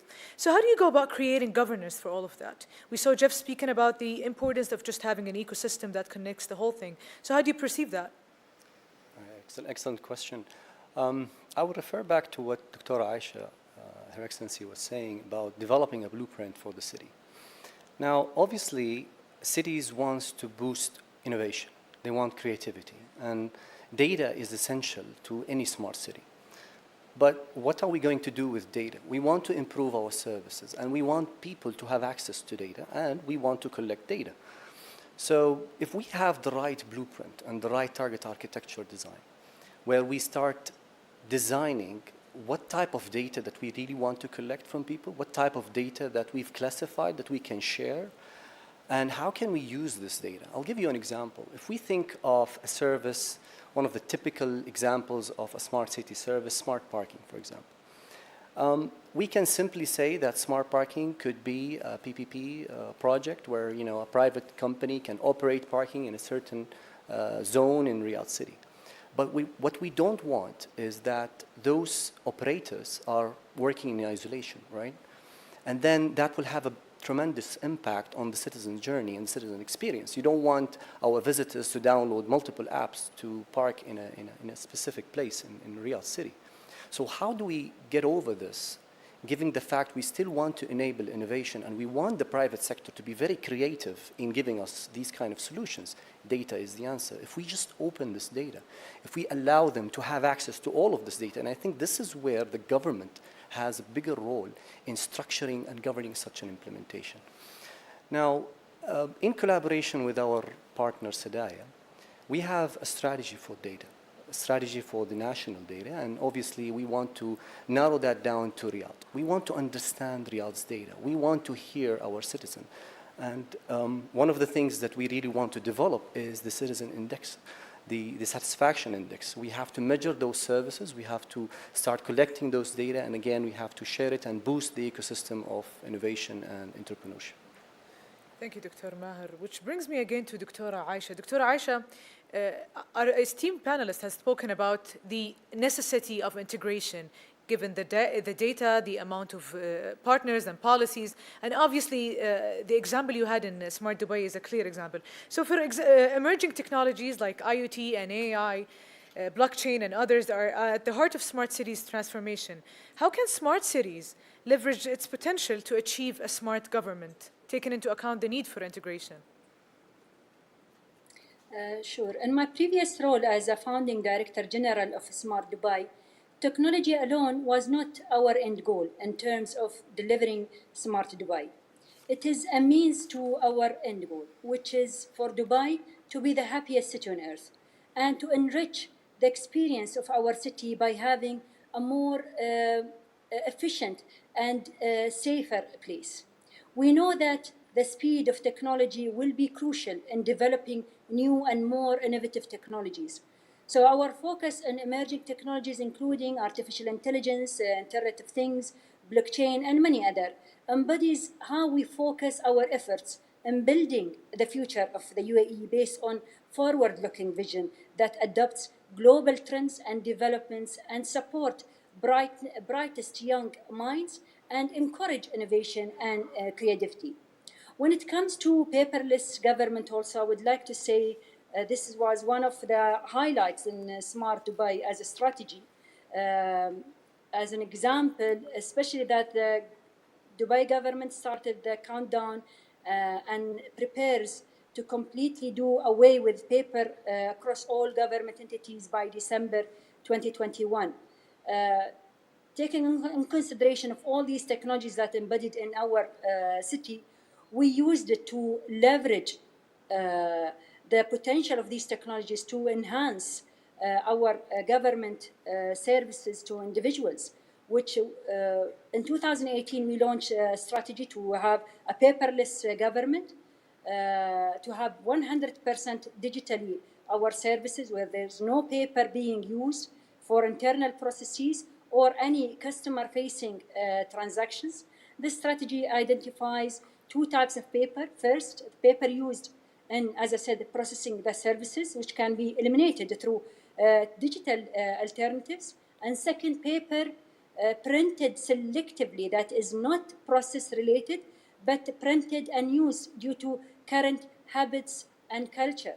And I want to highlight habits and culture, which is like known for government to use many of their resources, not necessarily because it is needed, just because it is a habit for them to use these type of transactions or papers or even stamping and sealed envelopes. So we envisioned once we have completely digitized the services by the end of 2021, the city will annually eliminate the use of over 1 billion pieces of paper, equating to $250 million in cost savings, and 125 million hours in time of savings, and also 130,000 trees in environmental saving every year. And just for a perspective, 130,000 trees is 5 times the size of Central Park in New York. So again, as Dr. Maher said, when seeing like congestion or the traffic congestion or paper use in cities, these are all challenges that technology can help us and eliminate them and free the time for people to use it in things that they would love to use their time on. So of course, over in Dubai, over the 300 government to individual services being today digitized, we didn't expect also our residents and visitors to download 300 different mobile applications, as Dr. Maher said. This is why Smart Dubai has been working with all Dubai government entities to integrate and digitize their respective services and building a uniform look and feel for their digital presence. These services are today being offered through Dubai Now, which is a single mobile and web application that will soon host all Dubai government to individual services. You can access to it through one username and password, and also pay all the government services through one payment hub. I would like to add here also one more aspect of the fourth industrial revolution, which has been defined by the internet, and it continues to fuel the evolution of all sectors. The internet has empowered the sharing economy, digital solarpreneurship, and the gig economy. Another area actually we need to pay attention to is automation. According to several studies, 30% of current jobs are at potential risk of being automated by 2030, while other reports indicate that automation will contribute 15 trillion US dollar to the global GDP by 2030. Absolutely. Automation Thank you so much, Dr. is poised to drastically transform the labor market as we know it. But it is not just work itself that it is evolved. Ladies and gentlemen, our mindset and attitudes toward work are also increasingly shifting away from traditional views. 43% of millennials today say they envision leaving their job in just 2 years, while 38% of workers from all ages say they prefer to continue working after the retirement age. In the last 1.5 years with the pandemic, we've seen a huge shift in the way how we do our businesses and how we work. So the way we work today and our cities experience operate is radically different from what we did even a decade ago, but I would say even 2 years ago. And this trend shows no signs of slowing down anytime soon, especially with all the infrastructure like the 5G and the coming 6G. Absolutely. That's why I advise, again, smart city leaders that once they achieve their goals in transforming their city to a digital, smart city, that they should work toward becoming even better and better. This is what we did in Dubai. We always kept working to embrace newer technologies, embedding them in everyday city experiences, ensuring we are providing the city resident and visitors with only the best standard of living, Thank you, Dr. resulting Aisha. in the highest levels of happiness across the globe. Thank you so much, Dr. Aisha. That's a very enriching conversation regarding the steps that Dubai has done. And this takes me to the other question to Joseph, who's building now cognitive cities in NEOM. It's not only building smart cities, it's also moving to build the first cognitive city leveraging technologies underpinning the fourth industrial revolution to drive novel and sustainable solutions in urban living, from mobility, food production, smart manufacturing, and more. You have the opportunity to build the technology governance for this massive undertaking from scratch. What lessons are you drawing from that, since you built it from ground up governance framework? What are the opportunities offered NEOM as a new initiative, underhinged by legacy regulatory systems? I apologize. You broke up. Can you repeat that last part of the question? I'm sorry. Absolutely. So we're asking about what are the opportunities afforded NEOM as a new initiative, underhinged by legacy regulatory systems when building the cognitive cities. I think you said what are the new opportunities that are presented in NEOM to help build the cognitive city? Is that the question? Absolutely, If I'm yep. hearing it correctly, I apologize. That's correct. Okay, so when you think about the opportunities at NEOM and the challenge for building a cognitive city, I think the first thing that you have to realize is that there is a couple of core assumptions that we are really fundamentally changing when we move from a smart to a cognitive city. First of that is that real time, everyone talks about having real time information. Real time is simply too late in a cognitive environment. It is about being predictive and proactive. To understand that, therefore, when you think about smart city applications tend to be very isolated. So the smart city, you might have a smart lighting system, or you might have a smart parking system. The issue is it's not about content, but about context being king, meaning that I have to have a common data architecture to be able to access data from multiple places. And then lastly, when you think about enabling new livability and thriving business and being able to redefine conservationism, all those things are fundamentally about what I like to call the goodwill effect, which is value improves exponentially as you move data and decision-making as close as you can to the customer. Meaning so that cloud computing is one thing, but where the action is going to be at the edge. So when you think about the opportunities that brings, both from a business perspective and from a regulatory environment, it really boils down to one word. We have to instill trust. No trust means no data means no value. And so everything that we do has to be what we call a consent-based model or consent-based system. When you think about the regulatory environment that we want to create, it needs to be one that really is fundamentally built upon consent, and that's informed consent, to allow individuals to be able to assign proxies, to allow them to be able to understand and not have to go to various sites to see what data they are providing, but to have that access in a common platform. So from a regulatory environment, there's a huge opportunity around our ability to ultimately manage consent. That's core. From a business perspective, in terms of where we see opportunities at, without a doubt, we see that there's a huge opportunity to blend what we call the physical and the virtual worlds together. We have a lot of virtual worlds that are created, but we're also building NEOM. And so the ability to be able to take virtualized technology, mixed reality, and combine that with the physical world, we fundamentally believe can shape a whole new set of experiences around enterprises. So we're super excited about that. And then lastly, I think you have to mention that around redefining conservationism. Huge opportunities around for us to redefine how humans can live in an environment and not just sustain it, but actually make it better. And so we're leveraging technologies to do all of those three things. We're super excited about it and can't wait to roll out more as the year progresses. We can't wait either, Joseph, to witness what kind of future you bring to NEOM and to change even the face of the world. This takes me back to Jeff. Jeff, we heard a lot of experiences today in this panel, but I am very interested in a specific model. You've worked very closely to develop the G20 Smart Cities Alliance in collaboration with Japan and the Kingdom of Saudi Arabia. How does this global initiative help in developing policies for smart cities?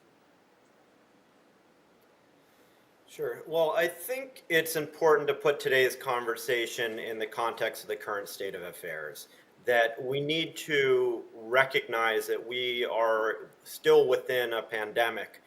Cities around the world are facing unprecedented challenges. We're facing the challenges of erratic weather and climate change. We have extreme inequality. And the question really is, we know that these technologies are key to building a more resilient, sustainable world, but can we actually make those technologies accessible in cities around the world of all different sizes, of different capacities? I can tell you that when I was in City Hall in New York, I was one of 325,000 employees. We had a budget of over $90 billion a year. And still every day we were reacting. We were reacting to what was happening in terms of the current crisis of the day. And so what we need to do is to make it as easy as possible for cities to be able to access expertise, to be able to access best practices, to understand how to ensure the successful adoption of these technologies, how to accelerate that adoption. And that's where the G20 Global Smart Cities Alliance comes in. Altogether, what we've done is that we have, together again with Japan, with Saudi Arabia, and countries around the world, we've built a network that together represents over 200,000 cities and local government.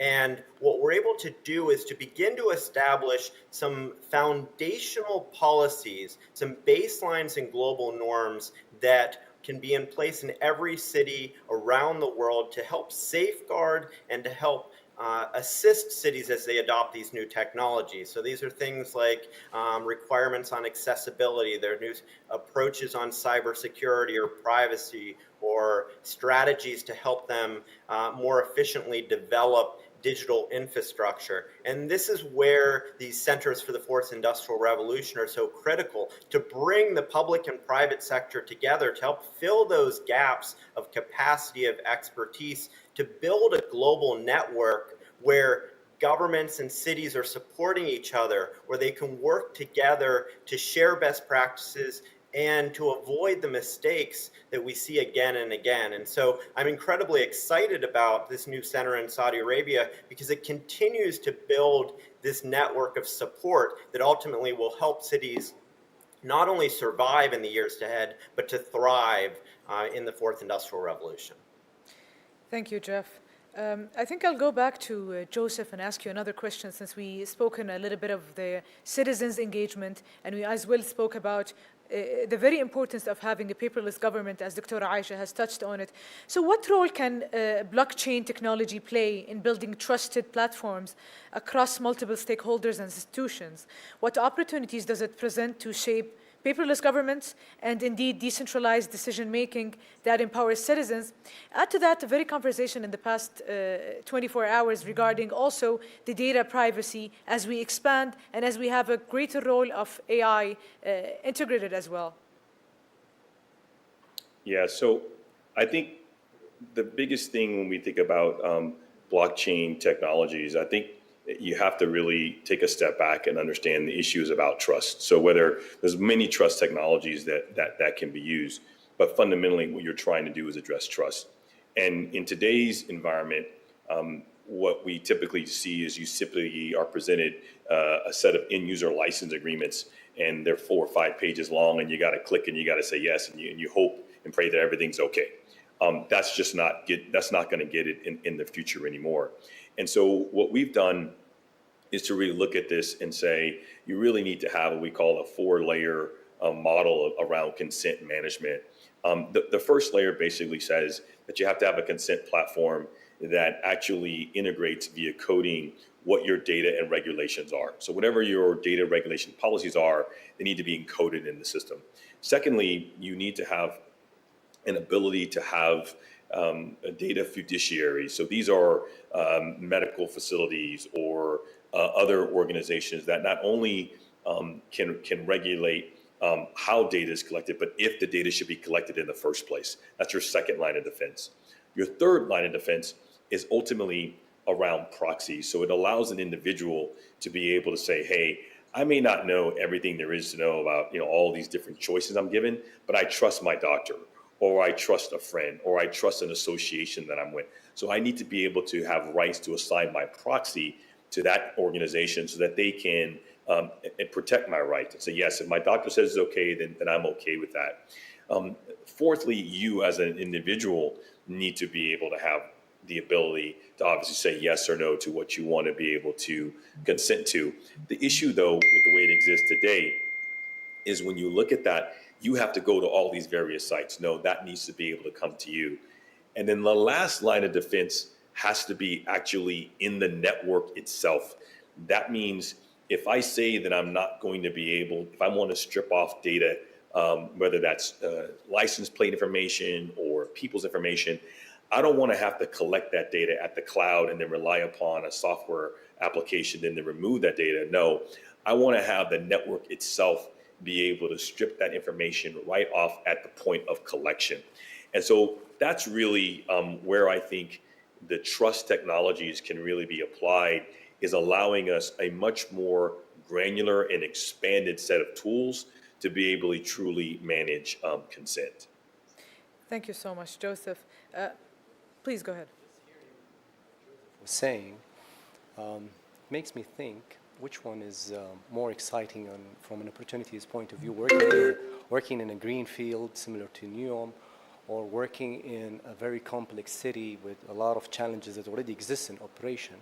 And I think both will have its own flavor, I would say, of challenges and opportunities. It's really exciting and interesting to hear more from the experience of a greenfield implementation. We've heard Dr. Aisha on the previous implementation and the experience that Dubai has, and perhaps we will hear more from WEF, hopefully, and with the collaboration that we have in place with them to share this kind of experience worldwide.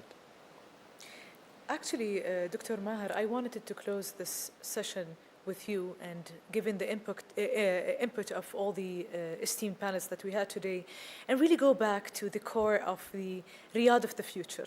How will it look like? How will it resemble everything? And since you brought all the other examples that we spoke about today, all are exciting examples. Each one of them stated a phase of smart cities coming to life in a certain time or period of time. So tell us more about the future of Riyadh as a smart city. Great. Let me be very, very honest with you here.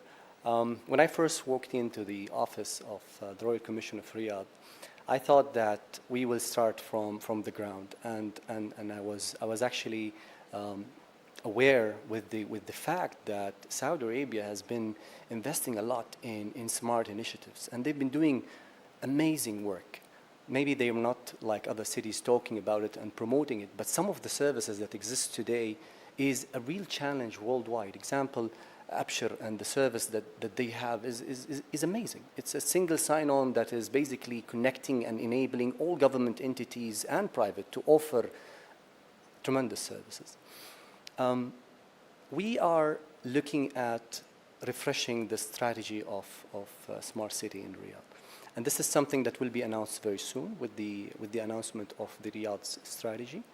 We're working very closely with our partners from MCIT, from Sedaya, and of course Mumra, to capture all of these existing initiatives. And I think the secret here, the taste and the recipe is in the integration. If you add the word smart to any sector, take health, smart health, take economy, smart economy, take anything, it becomes smart. And these initiatives has been worked on for a very long time now. I think what is next is for those sectors to come together. What does it mean if we reduce congestions in Riyadh to the economy? What does it mean if we do that to the health? How will the health indicators, for example, if it's improved, how will we reduce, for example, the emissions of carbon in the city of Riyadh? What will that have an impact on? So all of these sectors, when they are integrated and connected together, I believe this is the future, and I believe that this is something that Riyadh will be very excited on implementing and endorsing in the near future. Dr. Maher, for the past 24 hours, there was a lot of dialogue around smart innovations in the in the fourth industrial revolution. And I think I can't help but ask again, how safe are our data? Well, I think to answer this question, Sedaya should be on the stage answering it. They did that gracefully, but I'm speaking from a smart cities perspective. How are we looking at data and the privacy of data as well? One of the very important sectors, or let's say very important pillars of smart city is safe city. And when we talk about safe city, we're actually capturing data and the physical security as well. You want to live in a city that is safe. And if it's just a smart city and it's not safe, it's not a smart city. And actually, you remind me of something very essential. Smart people reside on the core of smart city. And I think this is one of the things that the Kingdom of Saudi Arabia has the leverage of. We have a lot of smart youth. We have a lot of smart people.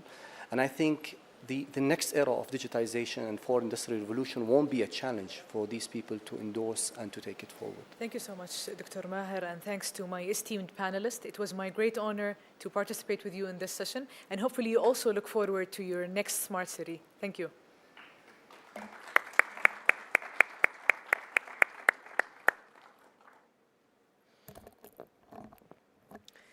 Thank you, Khulud, and to your esteemed panelists for sharing your insights and views about the impact of the Fourth Industrial Revolution on the implementation of smart, sustainable cities.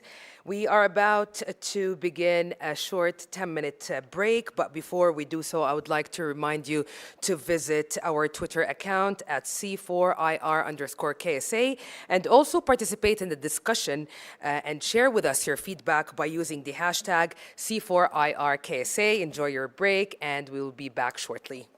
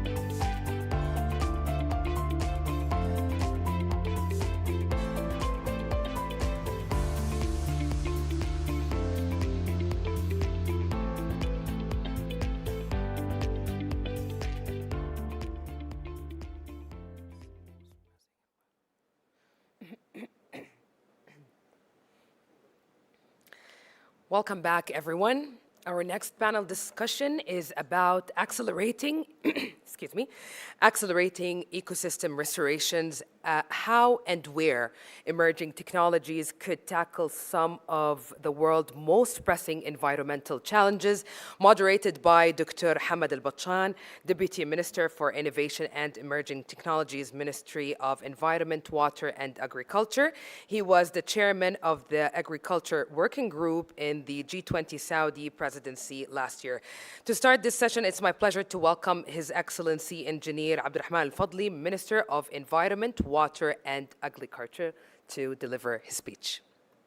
بسم الله الرحمن الرحيم. الحمد لله والصلاة والسلام على رسول الله. الأخوة والأخوات الكرام، السلام عليكم ورحمة الله وبركاته. بداية أشكر مركز الثورة الصناعية الرابعة في المملكة العربية السعودية على تنظيم هذا المنتدى، ويسعدني أن أشارك في هذه الجلسة حول تسريع إصلاح النظم البيئية تلبية لدعوة معالي رئيس مدينة الملك عبد العزيز للعلوم والتقنية المكلف. الأخوة والأخوات، تعلمون بأن عدد سكان العالم يتزايد حاليا بأكثر من 83 مليون نسمة سنويا، وبحلول العام 2050 يتوقع أن يصل عدد سكان العالم إلى قرابة 10 مليارات نسمة. وسيكون توفير الماء والغذاء مع المحافظة على البيئة تحديا صعبا، ولذا فإن تحقيق التوازن بين النمو الصناعي والاقتصادي جنبا إلى جنب مع الأداء البيئي هو أمرا في غاية الأهمية.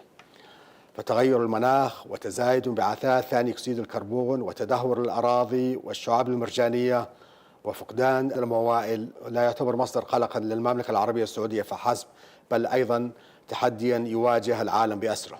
ففي العام الماضي وخلال رئاسة المملكة لمجموعة ال20 أطلقت المبادرة العالمية لخفض تدهور الأراضي وتعزيز المحافظة على الموائل البيئية، وكذلك مبادرة منصة تسريع البحث والتطوير في مجال الشعاب المرجانية.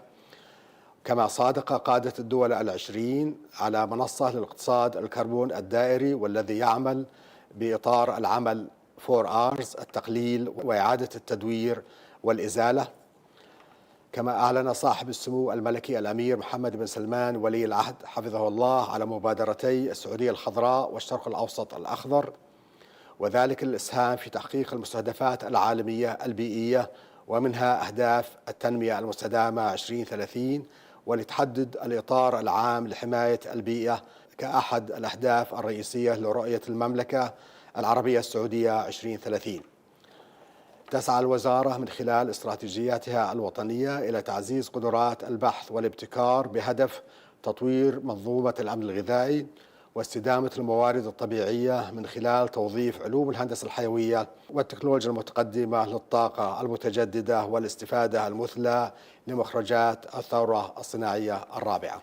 الأخوة والأخوات، قد نتمكن من الوصول إلى تحقيق الأهداف الاستراتيجية باستخدام الوسائل التقليدية، ولكن المؤكد أن الثورة الصناعية الرابعة ستساهم في تسريع وتيرة العمل بجودة وكفاءة عالية، حيث ستعمل على المساهمة في تحقيق الأمن الغذائي والمائي المستدام مع المحافظة على حماية البيئة وتخفيف الأثر على التغير المناخي. ومما لا شك فيه أن الثورة الصناعية الرابعة سوف تشكل تحولا تاريخيا في العديد من الدول، وسوف تعيد تعريف نماذج أعمال القطاعات وتطلق العنان لفرص تحولية جديدة.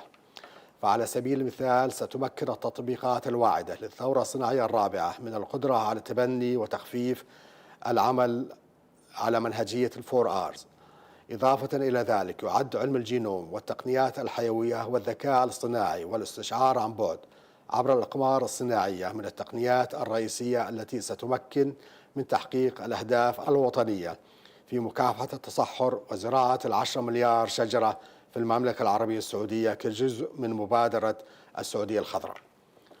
كما أن الهندسة الحيوية للمحاصيل ومبيدات الآفات والأسمدة يمكنها أن تحسن من استدامة وأمن الغذاء في مواجهة تغير المناخ وندرة المياه ومحدودية التنوع الزراعي وانخفاض إنتاجيته. بالإضافة إلى ذلك، نجد أن الروبوتات المتقدمة والذكاء الاصطناعي تخطو خطوات واسعة في الزراعة الدقيقة، لا سيما في وجود تطبيقات مراقبة البيانات الحقلية للحصول على تشخيص سريع للآفات والتأكد من صحة المحاصيل وتحسين وقت الحصاد. هذا المزيج من التقنيات هي أحد عوامل التمكين الرئيسية لدفع تقدم أنظمة الحلقة المغلقة التي يجري نشرها على مستوى العالم. علاوة على ذلك شهدت نظم الاستشعار نموا هائلا على مدار السنوات الماضية مع تطبيقات التتبع والتوجيه من أجل التحسين الغذائي. وحيث أن الاستدامة هي أحد الركائز الأساسية ضمن أولوياتنا الوطنية، فإن البيانات الضخمة وسلسلة إمداد والذكاء الاصطناعي هي تقنيات ستمكن من اتخاذ قرارات ذكية وفعالة تخلق التناغم بين قطاعاتنا، حيث أن أهداف وزارة البيئة والمياه والزراعة تركز في جميع قطاعاتها الثلاثة على الاستفادة من التكنولوجيا والابتكار. إن أخذ هذه الحقبة الجديدة بعين الاعتبار هو أمر حاسم وبالغ الأهمية، وذلك من خلال جهود مستدامة وموجهة لتسخير جميع المكاسب الاقتصادية والمجتمعية.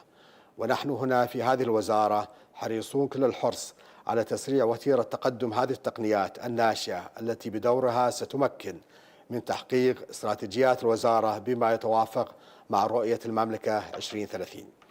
لذا كان إنشاء مركز الثورة الصناعية الرابعة في المملكة العربية السعودية كمنصة وطنية تسهم في تطوير أطر السياسات والإجراءات التنظيمية وتسريع تبني التقنيات الثورة الصناعية الرابعة وتعظيم فوائدها والحد من مخاطرها. في الختام أشكر معالي رئيس مدينة الملك عبد العزيز للعلوم والتقنية على دعوتي للمشاركة في هذا المنتدى، متمنيا لكم التوفيق والخروج بتوصيات بناءة ومفيدة لصالح التنمية الشاملة في بلادنا. والسلام عليكم ورحمة الله وبركاته.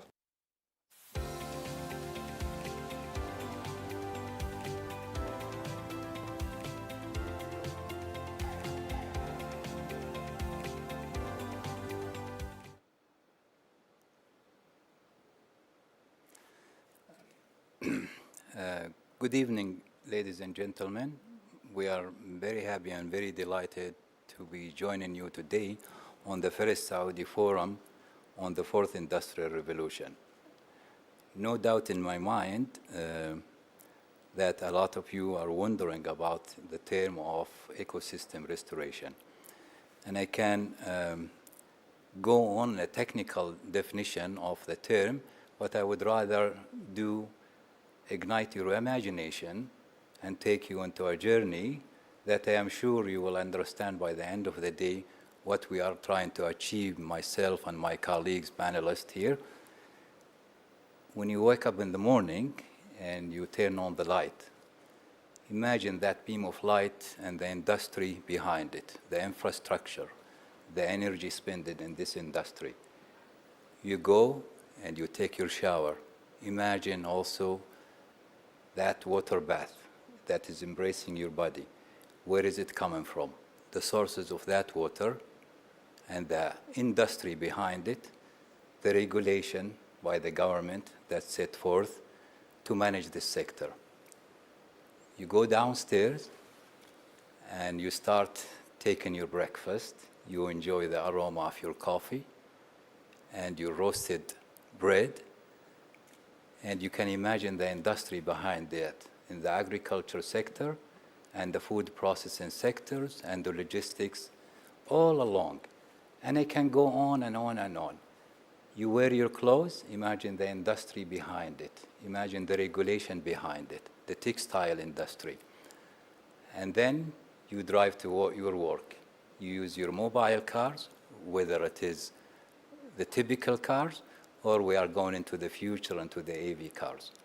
And then you go into your office and you get buried on your paperwork. I think I ruined the picture, right? Let's me, instead of that, take you into a journey, into your vacation. And I will take you to Al-Hasa, Waha, and to Al-Ula. Maybe we can go scuba dive near Al-Ula, or near Neom, or near Sharm el-Sheikh, and enjoy the coral reef. Definitely, this is a pretty picture. And I'm sure each one of you would never give up this beautiful life and the goods that you receive on a daily basis. Saying that, I'm sure that each one of you now have created an image. And please, I would like you to beam this image to me so that we can keep pixelated with my colleagues. I am very delighted to introduce my panelist, Engineer Mansour Al-Mshaiti. His Excellency is the Vice Minister for the Ministry of Environment, Water and Agriculture. Next to him is my friend and my colleague, Engineer Ahmed Al-Ballah. We go way back, Engineer Ahmed. And I know that Engineer Ahmed is one of the pioneers, one of the godfathers of the aquaculture industry. He's currently is the managing director of the National Aquaculture Group. Also, we are joined online with two colleagues from India, Mr. Barshum Kaushik, head of the C4 IR India, and also his colleagues also is online joining us, Mr. Vivek Agroval, he is the additional secretary of the Ministry of Agriculture. And those of you who are joining us online, we can realize and we can observe the fourth industrial revolution by your footprint. You are communicating with us from India, and we thank you very much for producing your footprint. Let me start this session with directing a question to His Excellency Engineer Mansour. Engineer Mansour, you have a huge task. You are the minister at the Ministry of MIWA, you are the Vice Minister, and you're the custodian of four national strategies, namely the National Strategy for Environment, which is close to what we are going to be discussing today, the National Strategy for Water, the National Strategy for Agriculture, and the National Strategy of Food Security. All these strategies, I'm sure you and your colleagues work very hard at the ministry.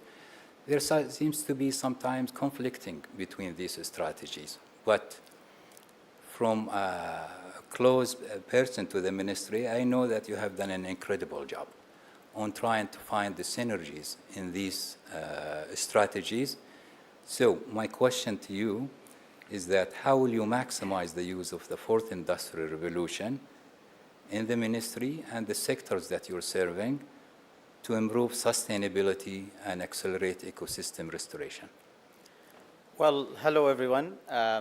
First of all, I would like to thank the Center for giving me this opportunity to take part in this discussion panel. To answer your question with your outstanding introduction, Dr. Hamid, sustainability is the key word. And there is always a code to crack to be successful. So what's our code for sustainability?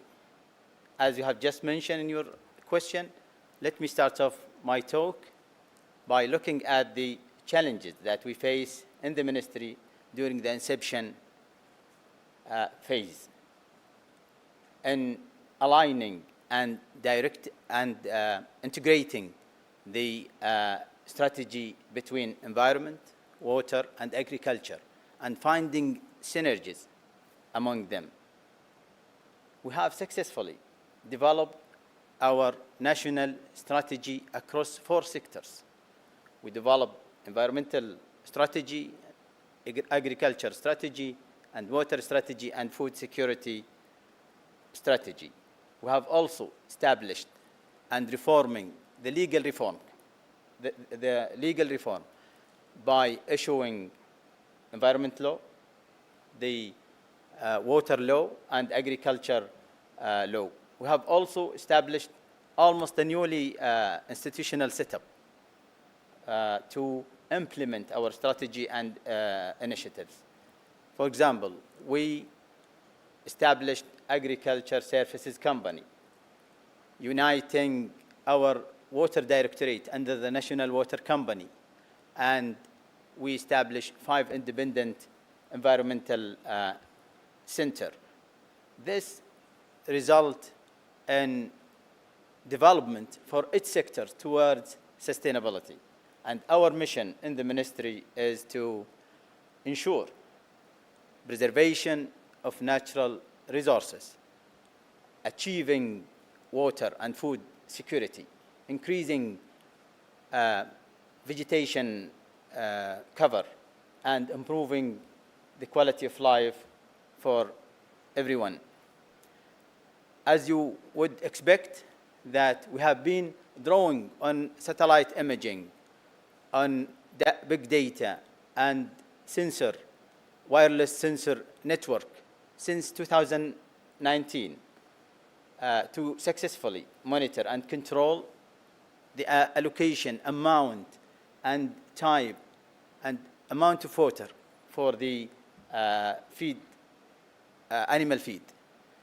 This has resulted in reduction of consumption of the water in the agriculture sector by 8 to 10 billion cubic meter per year. This is a huge amount of water per year. We save it for every year. This is equivalent to 3 years worth of water for the whole population of Saudi Arabia. This gives us room for future reduction by limiting the use of non-renewable water for the key crops that essential for the food security. Additionally, we monitor, track by using satellite image drones, which allows us to control, to have a very control method, accurate and effective. Recently, we have launched a digital extension platform that provide the farmer with the knowledge to use the innovative technology. Thanks artificial intelligence, the farmer can simply, by using his mobile and take a picture of a plant, upload that picture into the platform and get the advisory without any human intervene. So going back to my question, that what is our code for sustainability? And the answer is definitely innovative technology is the core for the that we have collectively and smartly cracked to enable us to achieve the sustainable future for everyone. Thanks. Thank you, Your Excellency, for this informative answer. Definitely, we're very proud of you. We're very proud of the ministry. It's a young ministry, but it has done a lot. And that there are so many milestones. And I'm sure that the fourth industrial revolution will speeden up the implementation of your goals and your strategy. Engineer Ahmed, and as I said in my introduction, we go way back on the field of aquaculture. And your company or your industry is leading in this sector. As you're all aware, there is a tremendous pressure on fishing on the oceans and seas. And I'm sure that aquaculture is contributing significantly on this field, despite sometimes there are some thoughts about maybe the pollutions, etc., etc. Mr. Ahmed, can you please shed some light on the agriculture business contribution to supporting biodiversity and climate change mitigation initiatives in the kingdom? Thank you. Masal khair everybody. Thank you for giving me this opportunity. Yeah, aquaculture is actually in general is a new industry, and it is the fastest growing business in the world, and it is of course mainly coming from seawater. So the aquaculture is contributing in multi-layer into let's say food security, into achieving the objective of healthy food, and also into rural area development, and all of these things is really got in the heart of the aquaculture. In Saudi Arabia, aquaculture is quite new. It's less than 40 years old, you know, as an initiative. Started by MIWA in the early 80s, and then my company took a leading role in that. You're rightly correct that this industry is not without, you know, concern, especially in environmental concern.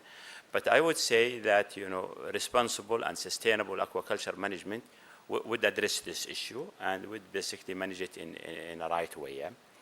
The biodiversity, of course, is essential. You know, as the aquaculture is, we are growing in seawater, and that growing in seawater means we add nutrition load into the water.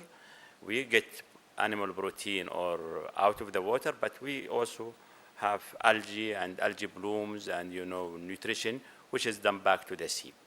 However, sustainable management, addressing these issues, managing the nutrition load, managing, you know, the input into the farm, also dealing with the output of the farm is, I'm biased here, but I think overall it will add benefit even to the environment, especially in an environment in desert condition. You see, Saudi Arabia, or the project is located in a really remote desert area where there are no plantation. It's basically sand dunes and sabkha. And also the Red Sea, as you may all know, it is fragile sea, but very low in nutrition. And if the responsible aquaculture is really doing what they're supposed to be done, then even the nutrition adding to the Red Sea, it will help the algae bloom. Needless to say that, you know, aquaculture is also known to be the lowest in greenhouse effect in protein compared to other, you know, farming, especially cow and you know, sheep. And you know, I think in general, aquaculture is not harming and is really contributing to the biodiversity and contributing a lot to the food security and development in general. Thank you, Engineer Ahmed, for this insight into aquaculture. Definitely, when you started this field, there is minimal law, but now we have a full swing law of the environment, and there are at least 5 centers now that is engaged with you, continuously working with you on making sure that the pollutant or the pollution that may be rising from aquaculture is mitigated and addressed well.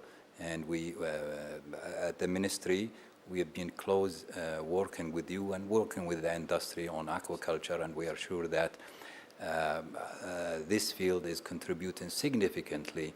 You are not only satisfying the nutrition of Saudi Arabia, but also, as we are aware of, that you're also exporting, which is also helping on achieving the SDGs and trying to end hungers all over the world. And I thank you for your work. I would like to go to my colleagues joining us online, and I would like to, my first question to be addressed to Mr. Koshek. Mr. Koshek, continuing on the food security and the food issue, a new revolution in food has the potential to create healthy food systems that sustain our families and our planet. We have the tools and technology today to create innovation that could expand dignity and justice to vulnerable populations. How can the public and private sector work together to build the shared capacity of business, governance, to alleviate the world's toughest food problems with inclusive of vulnerable populations? Thank you so much, and good evening to everyone for inviting us to this event. And it's our pleasure to share whatever the learnings have we got from India. So let me just give you some background of what is agriculture in India. So approximately 120 million farmers, and out of 120 million farmers, 85% of them own less than 1 hectare of land, which would mean their problem statements are pretty different. Starting from a suboptimal crop selection, which is in absence of any market information, soil information, weather information, and then going for that. And one fundamental issue which comes in is 50% of the land is irrigated, which would mean that the remaining 50% is dependent on rains and weather conditions.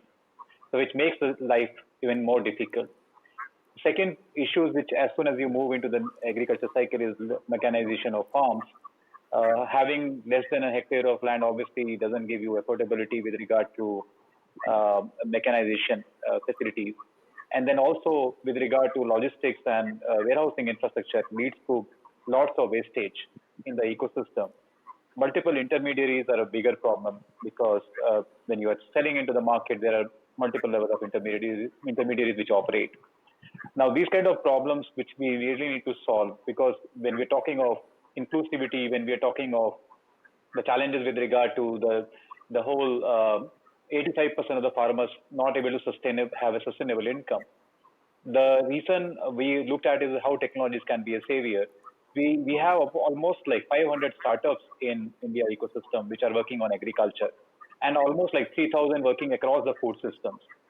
So it's creating like kind of there are a lot of solutions which are available. And when we went through what is it that is going to change this whole ecosystem, we shortlisted almost like 30 odd use cases working on technologies like remote sensing, AI for quality, AF and blockchain for traceability, looking at how could possibly IoT-led warehousing could be maybe possibly enabling systems, and then also logistics. So it was, when we looked at all those 30 use cases, we realized that that's the key for really unlocking innovation in agriculture.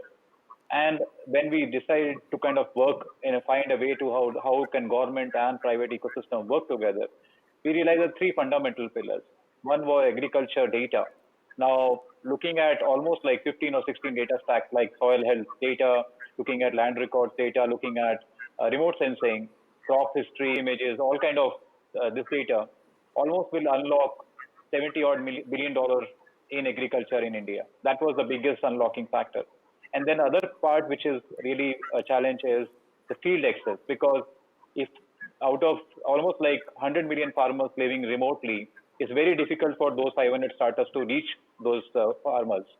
And that is where we looked at how can government has some excellent field resources already laid out in every village. Now they can converge together and can really help the startup ecosystem to roll out their solutions much faster and reduce their cost. And then the third part, which is like there are lots of programs and policies which my colleague Vivek or my friend Vivek will explain. There is huge amount of energy which is happening on converging some of these programs and policies around technologies and ecosystem. Now, having these fundamental way of converging public and private initiatives is where we look at the technologies can help scale solutions across the ecosystem, which will bring inclusivity and which will also bring sustainability in the ecosystem. Thank you. Thank you very much. Since I was joining the G20 negotiation groups, it's always come to our minds, and it's always, you can find it in the declaration of the ministers of agriculture and the leaders also, is how do we enable rural development and small farmers into using and utilizing the fourth industrial revolution, and to give them the ability to access new markets so that they can work directly with their consumers or with the retailers. And this is one of the difficult parts. Here in Saudi Arabia, we have an excellent program, which is the Rural Development Program, which is also Engineer Mansour is in charge of. And let me to switch a little bit on gears and talk to our colleagues, Mr. Agrawal. And the question is that in terms of policy, and I'm sure that we have several speakers that talked previously on the previous session on the policy and the regulation and the speed that we need to take as a government and as a policy maker on adopting and working with the innovation of the new technology, the emerging technology. So my question to you, Mr. Agrawal, how can responsible tech policy and management systems be developed that mitigate downside risk while not slowing the rapid rate of innovation? Which finance mechanism also enabling scaling of the 4th Industrial Revolution solutions. Good evening, everybody. Being at the policy level in Government of India, this is one challenge that was always there since the main objective of the government, so far as the policy on agriculture is concerned, is to increase the productivity, which targets increasing income of our farmers. As Purushottam was telling, that we have a large, small, and marginal farmers base in the country with very small holdings and different agroclimatic zones with varied kind of agriculture, traditional agriculture mixed with modern agriculture.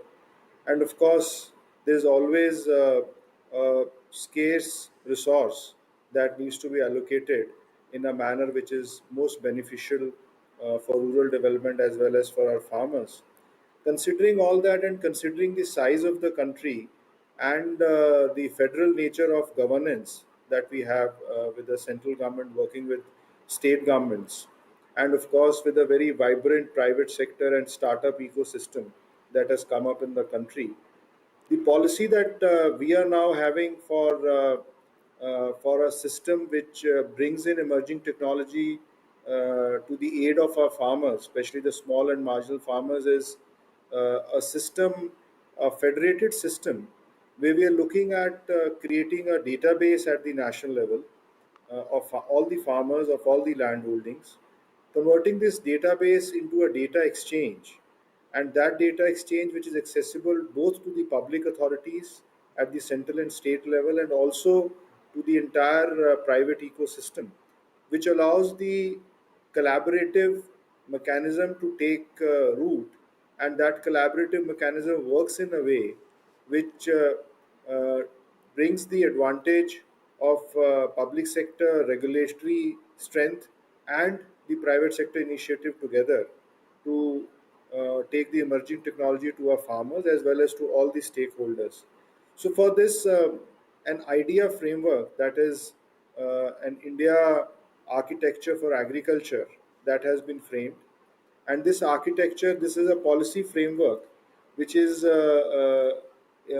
aimed at creating standards, uniform standards at the national level for different kinds of technology that are to be used, including the drone, including the satellite imagery, have a agri-stack at the national level, which is open to both public and private sector, with layers of information, open the information mechanism right up to the grassroots level, use mobile technology for reaching our farmers, and create an environment where the regulatory structure of the government is only looking at standardization of processes and taking care of the data privacy and data security issues, and leave the rest of innovation and implementation to various levels at the level of the village, at the level of the state, at the level of the startups, at the level of various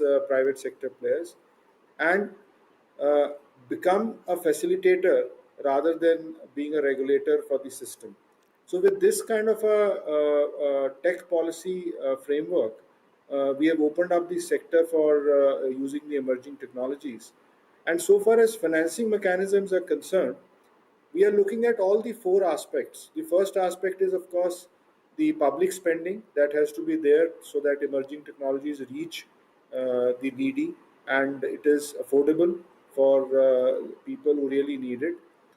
The second is to create mechanisms of public-private partnership where the funding support may be slightly less from the public side, but the private sector initiative and private sector funding is joined with public sector funding, and we provide services and different kind of opportunities to various stakeholders in the agri ecosystem. And thirdly, of course, we have created the venture capital environment and the venture debt environment, both in the public sector as well as in the private sector, for new technology startups to have enough capital to innovate and bring in the benefit of technology in the entire ecosystem. The most important aspect is that in this whole policy framework, right from the technology and to the management systems framework, the focus remains on the small and marginal farmer. So far as the government intervention is concerned, that has farmer as its centerpiece, and that has the other major objective of conservation of resources, optimization of inputs, and also enabling a system where organic cultivation, where low water intensity cultivation and diversity of agriculture is maintained with removal of information asymmetry, with opening up of markets, and with bringing in emerging technology to the aid of the entire ecosystem. Dr. Agrova, thank you very much for this insightful and information about policy. Now, let's change a little bit. I'm going back to Your Excellency, Engineer Mansour, on going back from strategies and laws into implementation. Saudi Arabia, His Royal Highness Crown Prince Mohammed bin Salman, has announced two path-breaking, very ambitious environmental initiatives. One of them is the Saudi Green, which calls for the plantation of 10 billion trees, and also for the initiative on the Middle East Green, which calls for 50 billion trees. These are very ambitious goals, and the leadership set our goals. Definitely, in almost every industry, massive efforts are underway to connect, and this is one of the sweet topics that I love so much on trying to link the physical world and the digital world as linked along with the biological world. In the biological world, we talk about, in this instant, about trees. Unleashing the fourth industrial revolution. How is this going to help you, Engineer Mansour, in implementing these initiatives?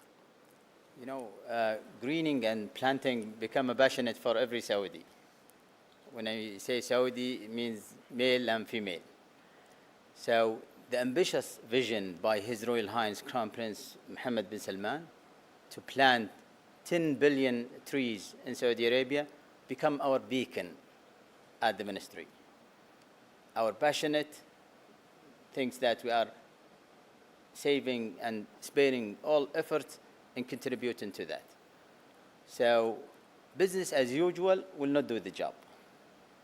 We, in realizing His Royal Highness vision.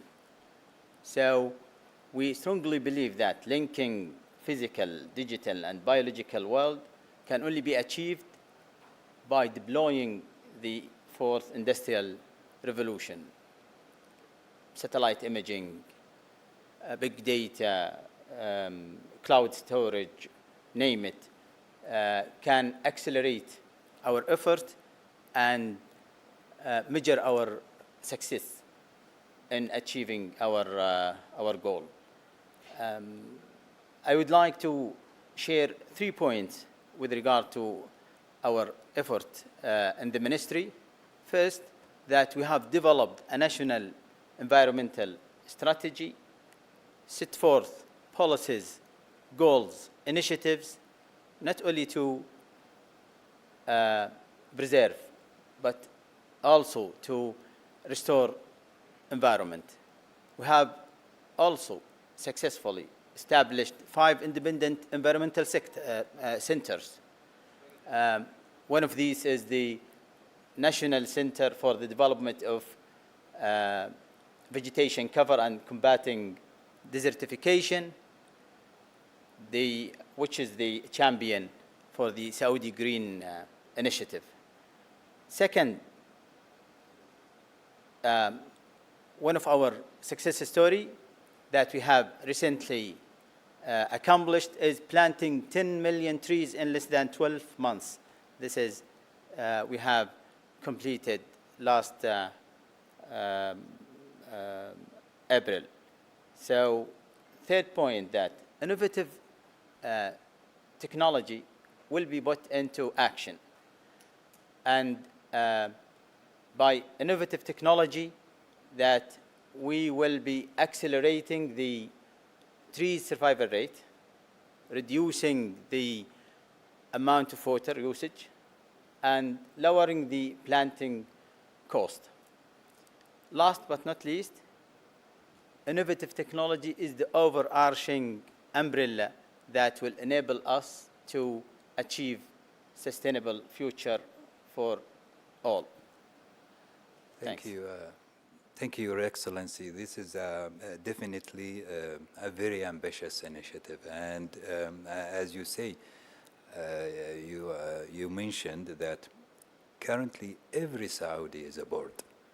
And we're very happy that the contribution of the Saudi citizen into bringing back into our environment and restoring our environment is definitely the place that we're all living in. And definitely this is not going to be a site for a sore eye, but also it's going to be a growth, growing our economy, creating new jobs, and improving the environment in general. Engineer Ahmed, probably you're the largest industry in Saudi Arabia in terms of the aquaculture. And as with any large-scale industry, there is both risk and opportunities for segment in the local and global food industry. How can you evolve your business model to drive engagement and new value? And how the fourth industrial revolution technology can support you on that? Thank you again. As I mentioned earlier, aquaculture in Saudi Arabia is a new industry, and Nagwa, or the company I'm working with, is really the largest, and it is the main catalyst of the industry. So we really have dual responsibility into really to our company and also to the industry in general. The industry is very important for the food security, as it is one of the only feed maybe or food is using no fresh water at all, and this is basically I think is essential for, I would say, like Saudi people coming from the desert.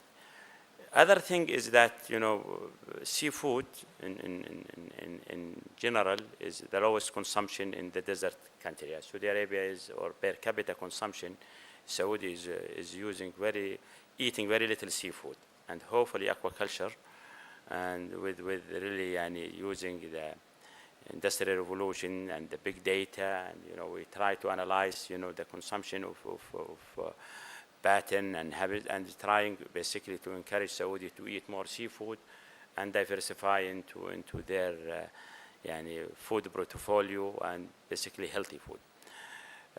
The fourth industrial revolution is helping really Nagwa and the industry in many layers. You mentioned at the beginning is that the environment, the food, the cost of production, all of these things is really benefiting a lot from the artificial intelligence. And I can give a simple example. I was talking with my colleagues before I get there.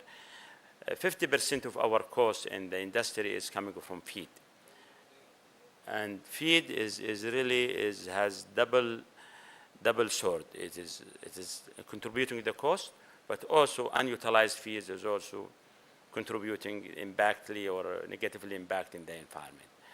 So the fourth industrial revolution is helping a lot into this, basically by managing the feed consumption and by monitoring the animal behavior, and basically becomes more of demand feeding. I was mentioning, maybe it is little news for everybody.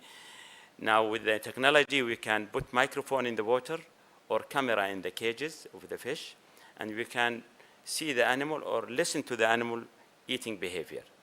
So by using this, industrial revolution in data, internet, movement, we were able to control this consumption of feed to the sustainable level, to the economical level, and at the same time also to minimize the negative impact into the environment. all of these things really also the drone technology is helping a lot into managing, the big area we are managing. The project is about 200 square kilometers and has almost 1,000 production units. Each production unit by itself is a system. So earlier time we used to go and collect data and managing this one by one. Now with the artificial intelligence and the industrial revolution, we are able to basically minimize the time and address the issue at the right time. So I would say that, aquaculture in the heart of benefiting from all this revolution, and hopefully, inshallah, this new center in Saudi Arabia and sharing the knowledge with our colleagues all over the world, we could accelerate the process and carry on a sustainable industry that can contribute to the food security and to the economical industry of Saudi Arabia. Thank you, Engineer Ahmed. This is a very important area. As you have said, that Saudi Arabia, as we're all aware, that is staying on the most scarce water region in the world, and definitely producing producing food like seafood and aquaculture and general industry is contributing significantly to our food security, as well as contributing also to the security on a global scale. And I thank you very much for this insightful information about how are you utilizing the fourth industrial revolution in your businesses and industry.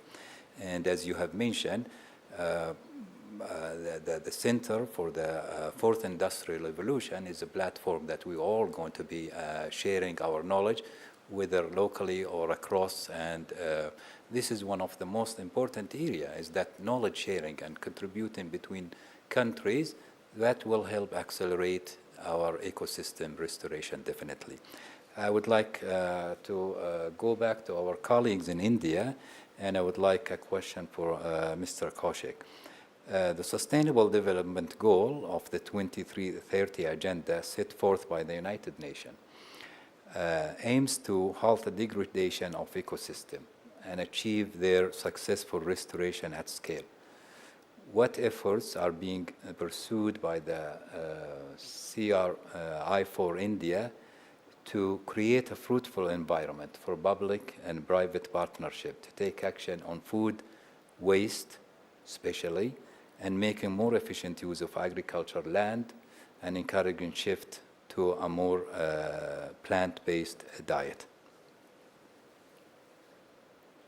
Sure.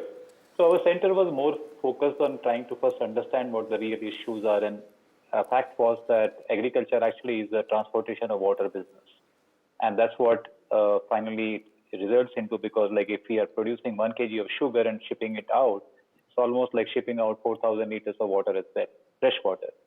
And that's where the other issues around usage of fertilizers, pesticides, and with regard to any other carbon practices were the bigger issue. But when we look at the farmers, especially smallholding farmers, for them it is not really a priority, because for them it's financial sustainability is a bigger issue. So we don't really expect that the farmers who are holding up less than 1 hectare will be really practicing all the environmentally sustainable practices. So it was a very difficult ask from changing from where we are right now to where we should be. And when we looked at the role of technologies, how it can be, for sure, the use of remote sensing, satellite, looking at weather conditions, or looking at using AI, and then looking at moisture as well, and then subsequently looking at combining it with the soil health record, the technologies could give a proper advisory to the farmer on, depending again on what kind of fertilizers could be used, what kind of, when should you be irrigating at the right timing, as well as looking at what kind of pesticides. A specific use case around pesticides was done by us, where we looked at almost like 98% of the pesticide goes actually into the non-species, which would mean like it will go into soil, it will go into water. And that also is basically using like almost like 15% of the cost of agriculture was going into the usage of pesticides. Now, when we looked at how the science could be used, looking at the crop images, historical and current, and then looking at soil data as well as weather data, you could predict what exactly pesticides could be used. And so that's the way we're working. Like almost like 8,000 lives get lost every year using pesticides because of the practices that are happening around, because most of the pesticides are hazardous as well. So these kind of environmentally non-sustainable practices are what is being used, where with the help of technologies using AI, IoT, and blockchain. The other few cases was looking at how can AI be used for quality measurement, and looking at spectroscopy, and also looking at blockchain for traceability. Now, these are some of the use cases which are really helping farmers to adopt practices and reduce food wastage. Even using IoT in warehousing and logistics is helping us maintain the conditions of the as the crop get transported or as the food get transported is very important. So when we are looking at all these use cases and also trying to work out with various government policy programs, initiatives, that's where we believe that especially for the smallholding farmers, technologies can be the big savior along with public-private participation. Thank you.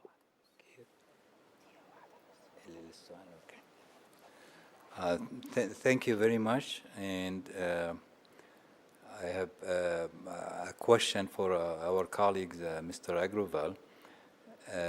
We're lagging a bit on our sustainable development goals and to end hunger by 2030. At the heart of sustainable goals are targeted to end hunger, achieve food security, and improve in nutrition. How can enabling policy environment be created with agile, coherent, and cut-crossing technology, social and environmental domains to achieve these goals?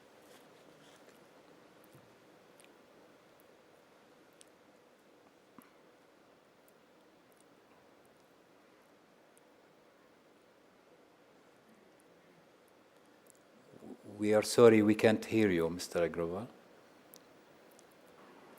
Sorry. I hope I'm audible now. So, in a country like India, we have where we have a population of 1.2 billion people, and where the farmers are almost 120 to 130 million families, which are dependent on agriculture as their primary source of livelihood. The challenge is twofold. One is sustainable agriculture and sustainable incomes for our farmers, and the other is equitable distribution of food.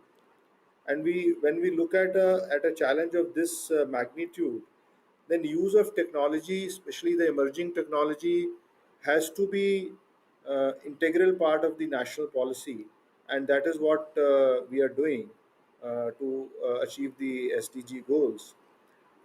When we look at sustainable agriculture, we are looking at using blockchain for seed traceability, so that the quality of seed that the farmer is getting is traceable to the breeder seed from which it is coming.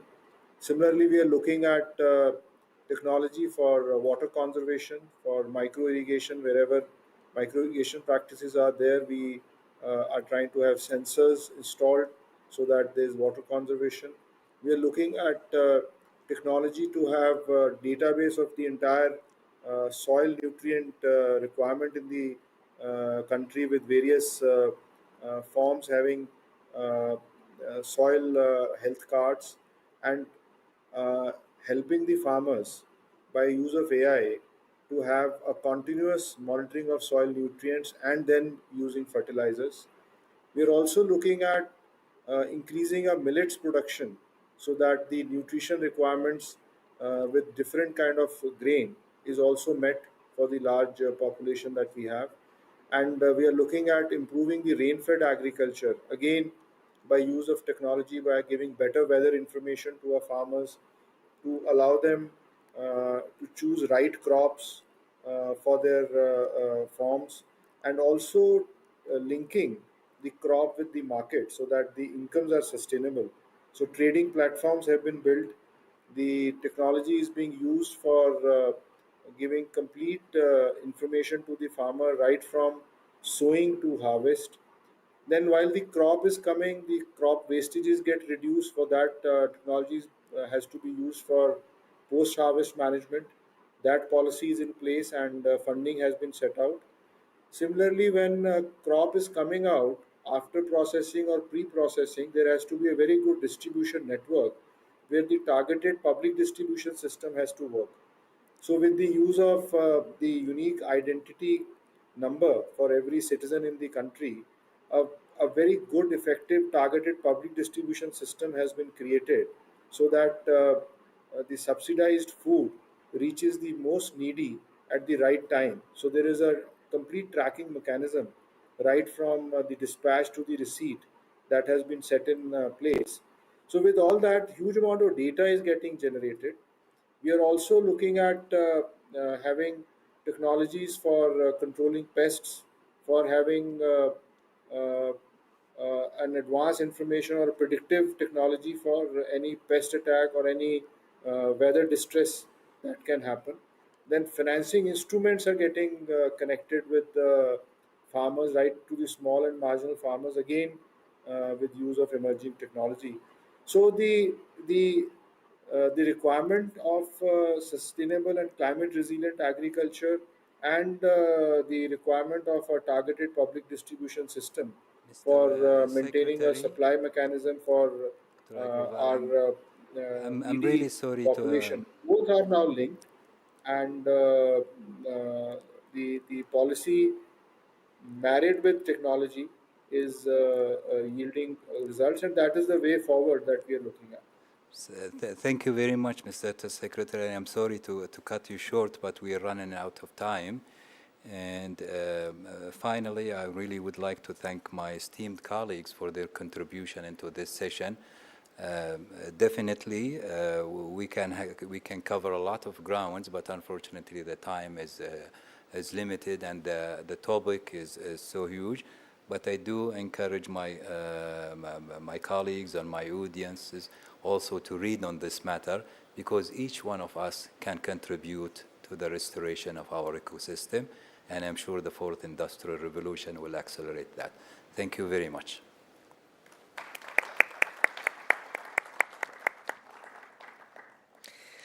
Thank you all for sharing with us your views and emphasizing on harnessing the fourth industrial revolution as a positive force for managing and conserving the environment, and how the advancement and development of technology in agriculture supports that goal.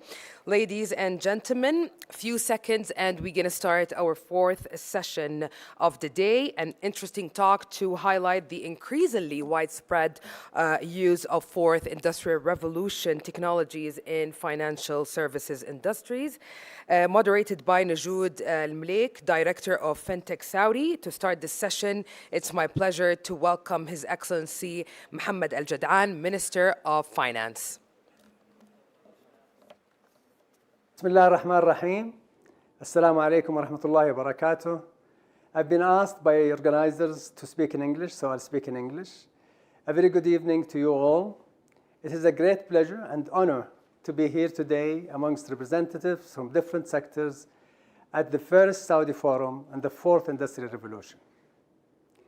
Distinguished participants, allow me to welcome you all to this session, The Future of Finance, which concludes a fascinating and stimulating 2 days of insightful discussion and debate on the impact of the Fourth Industrial Revolution across many sectors. Now we turn the attention to the financial sector. A major leap in digital transformation has been recently witnessed in the financial sector worldwide. This fintech and digitization shift is improving the efficiency and cost of financial services and offering faster, better, and more convenient services to customers. It is indeed the regulator's duty to ensure that as improvements are forthcoming, customers enjoy the same level of protection as the industry transforms. Cloud technology also continues to grow, as well as increasing application of artificial intelligence and data analysis. These advances have inevitably cybersecurity risks, which require technical, regulatory, and legal oversight to ensure the benefits are maximized in a safe and sustainable manner. Here in Saudi, many of these advances have been spearheaded by the Financial Sector Development Program, with multiple developments, including the likes of the introduction of the open banking, tens of fintech licenses issued by the regulators following their graduation from the sandbox environment, and the granting of 2 digital banking licenses recently. We are providing our tech-savvy and motivated citizens with the skills and expertise to build the momentum in our financial services through appropriate programs and academies. Our government is funding and supporting excellence and innovation for the future of fintech, such as the establishment of Financial Academy and promote innovation in the financial sector program under the Financial Sector Development umbrella. All this progress under Vision 2030 has been enabled through significant investment in the IT infrastructure backbone, artificial intelligence and data analysis, and the introduction of digital services. This progress served us very well as we confronted COVID-19 and transferred government services seamlessly from physical to virtual operation and provided precise and frequent data to make the right decisions at the right time for the right people and organizations. The IMF fully recognized this in their recent Article 4 report, where they highlighted Saudi reform momentum, which enabled the government to respond quickly and decisively to the crisis and cushion the impact of the pandemic on the private sector.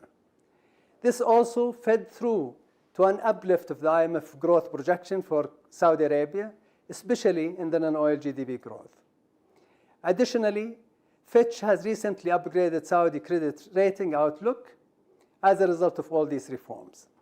Saudi Arabia has recovered well from the pandemic, and the financial sector has proved the most robust sector in terms of growth, fueled by the changes we are discussing today, with finance, insurance, real estate, and business services growing at 5% in Q1 21 versus Q1 2020, representing 11.1% of the total GDP in Q1 21 compared to 10.3% in Q1 2020.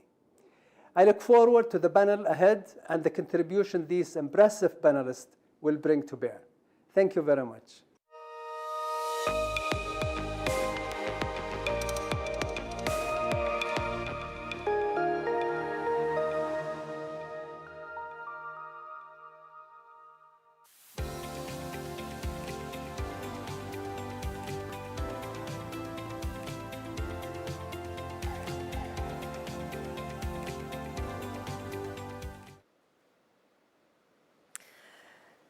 I would love to welcome everyone tonight for this great panel discussion to discuss the future of finance. And after the remarkable opening from His Excellency Mr. Al-Jadaan, I would just like to add that we have seen in Saudi Arabia and the region the impact of the accelerated adoption of technology and the infrastructure development on the number of fintech players, banking products, digital banks, capital markets platform, and regulation and central bank experiment on the CBDC. We are pleased tonight to have our esteemed guest to discuss and shed light on the future of finance, and I would like to welcome His Excellency Mr. Mohammed Al-Guweiz, Chairman of Capital Markets Authority, His Excellency Dr. Fahd Al-Shatri, Deputy Governor for Saudi Central Bank, Mr. Tariq Al-Sadhan, Chief Executive Officer, Riyadh Bank, and Mr. Andre Below, Head of Asset Management and Insurance in World Economic Forum. I would love to start the first question, of course, to Your Excellency, Mr. Mohammed, on what do you think of the implications on the financial sector and the growth of the technological advancement in the capital markets? Well, thank you very much, Njoud. It's a pleasure to be with you and with all of the colleagues. Now, there's no doubt that the financial sector and financing in general is a key catalyst for the fourth industrial revolution, and indeed for all revolutions, because industrial revolutions are built on ideas, and ideas require fuel, and the fuel for ideas is capital. You need capital to develop the ideas, and you need capital to spread the ideas and to expand them across the world. Now, this capital isn't just provided to fund them, the nature of how capital is provided changes with each subsequent revolution. And if I can give an example, when people talk about the fourth industrial revolution, one of the common features they generally talk about is the combination of disparate or fragmented services across a single platform or a single marketplace. And I think a similar change has been happening in the area of finance and the way that financing is provided.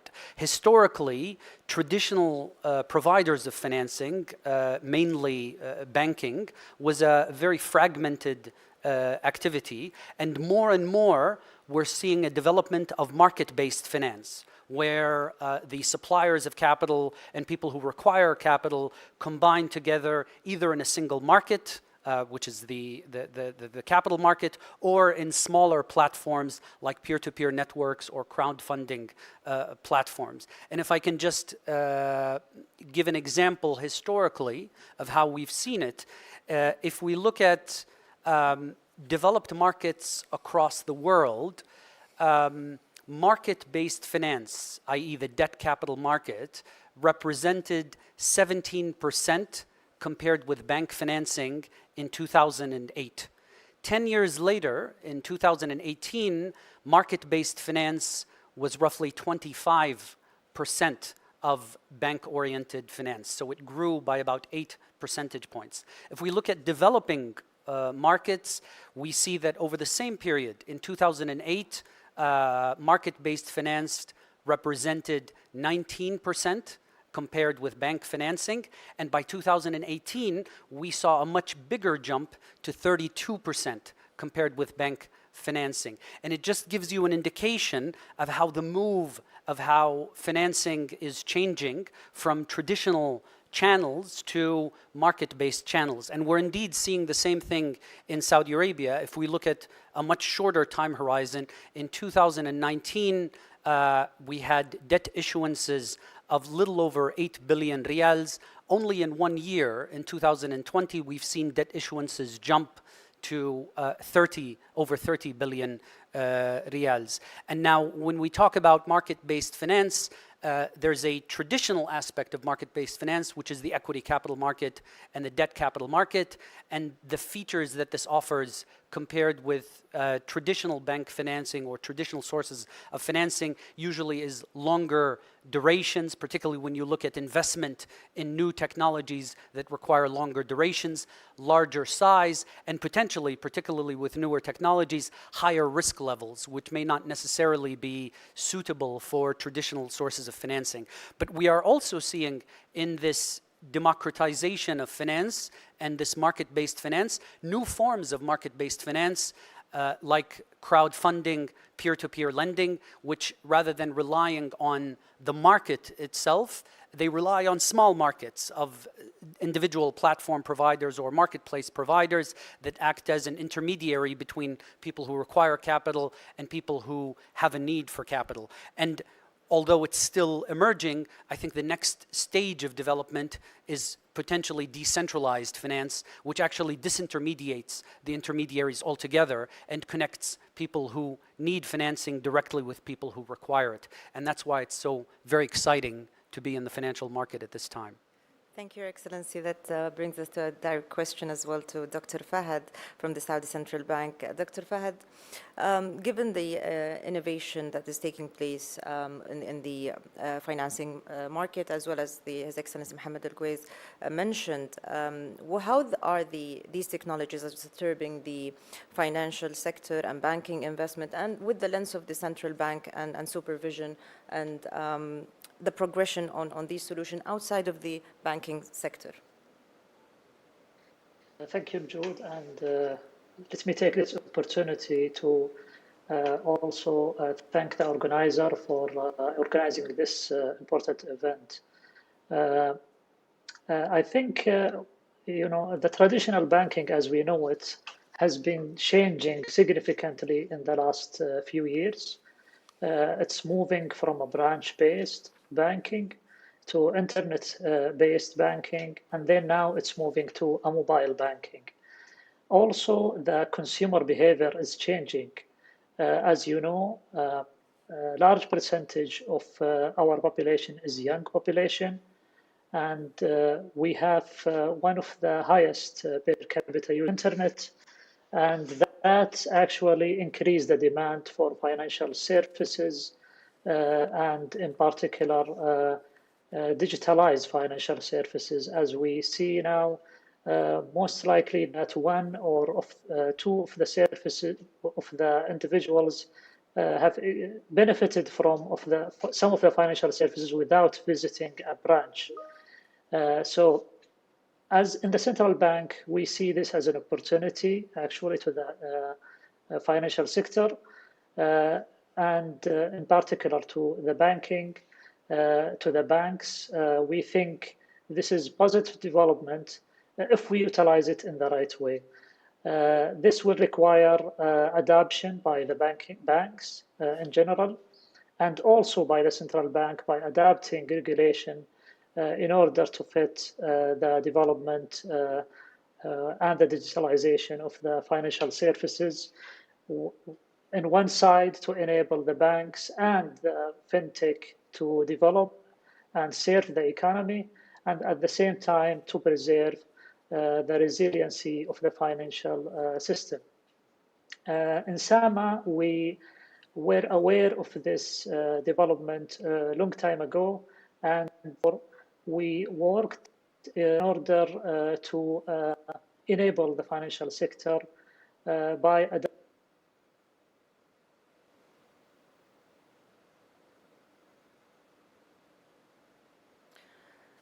I think we lost Dr. Fahad. We'll move to Mr. Tariq. I think the success of fintech overall has already driven the wider financial players to invest in R&D and look at solutions to enhance efficiency and scale and meet up as well the regulatory requirements. Would you just shed the light from a banking perspective how this innovative dynamics are impacting the banking solutions? Sure. Bismillah ar-Rahman ar-Rahim. Thank you, Nujud, and I'm delighted to be here today participating in this conference. I believe the financial services sector in Saudi has made a decent progress in the last decades in investing in digitization. What we have witnessed in the last 3 years is a huge acceleration on the technological innovation. Back in 2016, we thought digitizing your product and services will differentiate you, will make you ahead of other banks.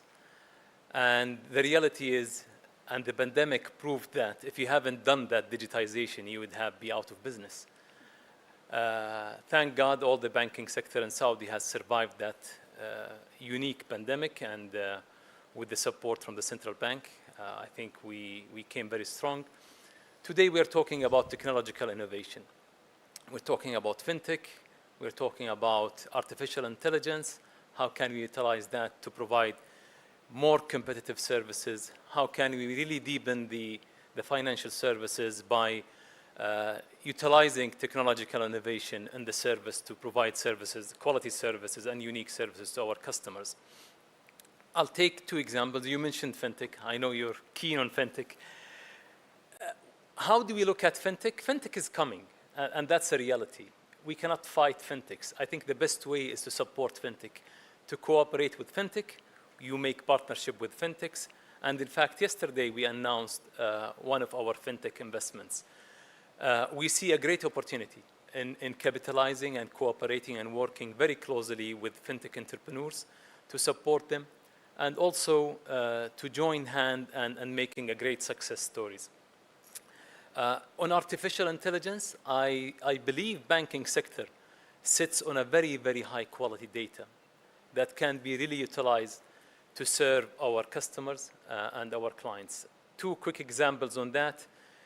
Tailoring products for our customers can be really driven by a high quality data.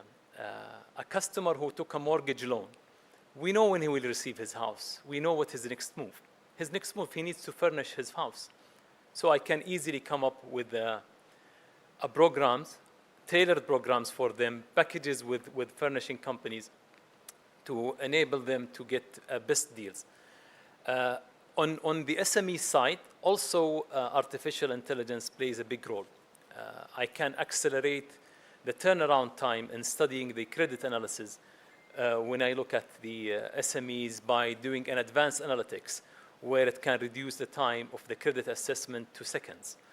And that is something definitely most of banks are working toward. And we see that a huge advantage of the artificial intelligence. Thank you. We move to Mr. Andre Beleo. Just an overview from asset management and insurance, given that we have seen the growth of R&D and consumer behavior already changing towards more faster, quicker, cheaper, affordable services. Can you shed the light on how this evolution is impacting financial service and what are the global organizations are trying to achieve by protecting consumers and other elements of this progress? Yes. First of all, thank you very much for the opportunity to sit on this distinguished panel and be part of this conversation.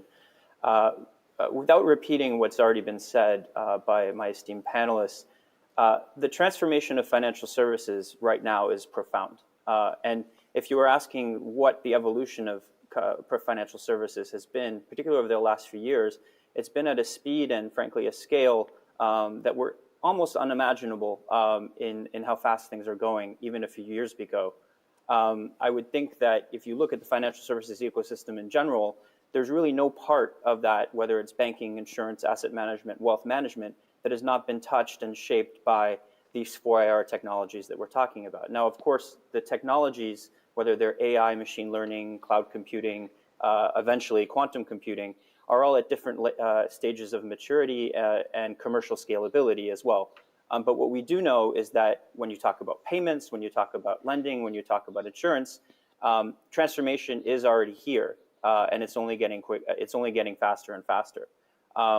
On the back end, we've already talked on banks, but also for insurance companies and others, the connectivity of systems, the computing power, the lower costs of those technologies, as well as, most crucially, I think, the newly created and usable data have really transformed what we perceive the financial services sector to be and what we perceive it can offer. I think if you look at what the evolution of financial services today, it was already mentioned, it's quite an exciting time.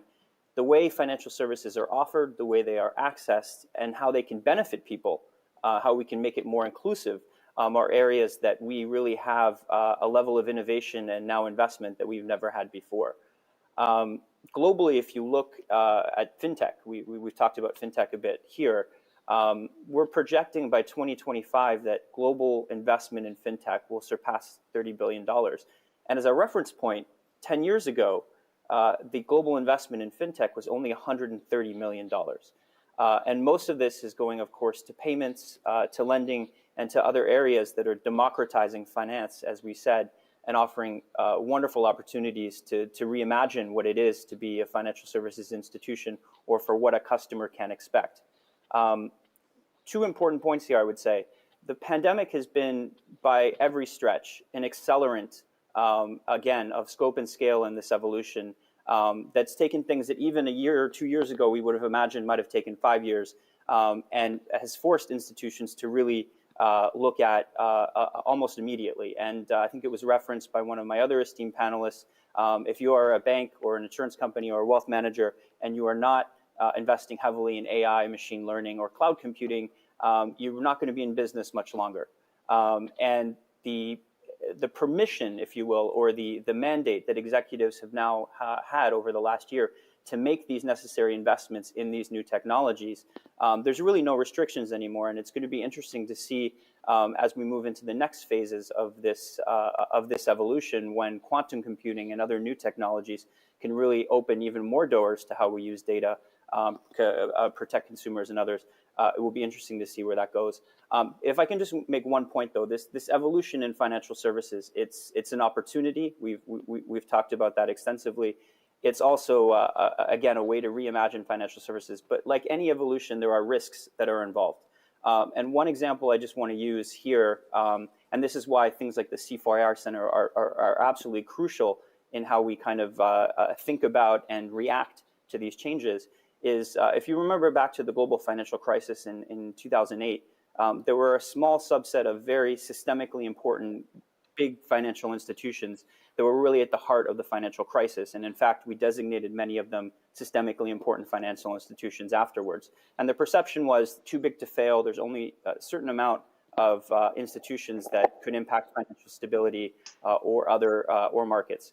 That size is no longer a determinant now. With the interconnectedness of these technologies, the supply chains that different banks, insurance companies, and others have, the threats can come almost from anywhere. And one example I would use is SolarWinds is a US IT firm that provides services on the back end to about 1,800 clients, which are systemically important institutions as well as federal agencies in many countries in the world. And they were hacked late last year, and this went undetected for many months, and it impacted the operations of all these different services, all these different institutions. So when it comes to consumer protection, when it comes to data, when it comes to privacy, these are major concerns that we need to think a lot more about as this evolution continues, because cybersecurity is now the number one way, the number one threat that's keeping up most of the executives we talk to across the banking, insurance, and asset management industries. And this will only continue to exponentially grow as these new technologies mature, and then some of the new technologies are deployed at scale commercially as well. Thank you, Andrea. And that will take us back to the Saudi Central Bank, Dr. Fahad. We've seen interconnectedness between the e-commerce environment and adopting innovative financial solution. Can you just please shed a light more on how the central bank is acting around this interconnectedness and the embedded finance in the e-commerce environment, and how it's going to impact the consumer and the data protection and the role of supervision department as well? Thank you, Jude. Can you hear me now better? Yes. Okay. So in the central bank, we, in order to enable e-commerce, we work first on improving the infrastructure, because it's a key for building the business on top of the right infrastructure. For example, in the Saudi payment, we expanded the spread of point of sales, as well as payment gateways. We already launched the IPS system. All of these are tools to enable e-commerce to prosper and to spread and serve the whole economy. The numbers actually is indicating an increase in the transaction in the e-commerce. In the first half of the 2020, e-commerce benefited from over 146 million transactions, amounting to 31 billion riyal. During this period, Medacard transactions increased by 112 percentage points compared to 2020. These transactions would be part of the total value volume of transactions, with other payment methods being wallet to wallet, as well as innovative finance solutions. The number of wallets opened reached 6.5 million, with 53% increase in June, last June only, to reach a value of 1.6 billion riyals. All of these indicating an increase in the e-commerce activities. The regulation side, we also worked to enable the licensing of payment gateways that will serve e-commerce by issuing the payment regulation, and also giving the opportunity for payment services to start in the sandbox, and then to graduate and to a full license. Thank you, Dr. Fahad. We'll go back to His Excellency Mohammed Al-Kuwais. what are the mechanisms do you envision placing on the fintech or by the fintech platforms in the capital markets, and how we can balance between the new demand of hybrid regulation by the regulators, and those hybrid regulations should be always active and changing by the clock, as they say? Well, if you'll allow me, Jude, maybe I'll start with something that my colleague Tariq mentioned in his earlier remark. So when we talk about technology in the financial services sector, because of the dematerialized nature of financial services, the financial sector was actually one of the earliest adopters to technology. And if I can give an example, in the area that we regulate, one of the areas that we regulate is stock market trading. Stock market trading was almost 90% automated and electronic in the 90s, early 2000s, so roughly 20 years ago. And that's just one example of how early the financial services sector was an adopter to technology. However, while the financial services sector was very early as an adopter of technology in using and providing its existing products and services, because of the nature of financial regulations, which is heavily oriented towards financial stability, consumer protection, investor protection, and the significant risks associated with the financial sector, that creates stability on the one hand, but that usually creates very little room for innovation and disruption because the barrier to entry becomes very high, the ability to test your services are very high, and your need to fit within categories and neat buckets of regulations becomes very high.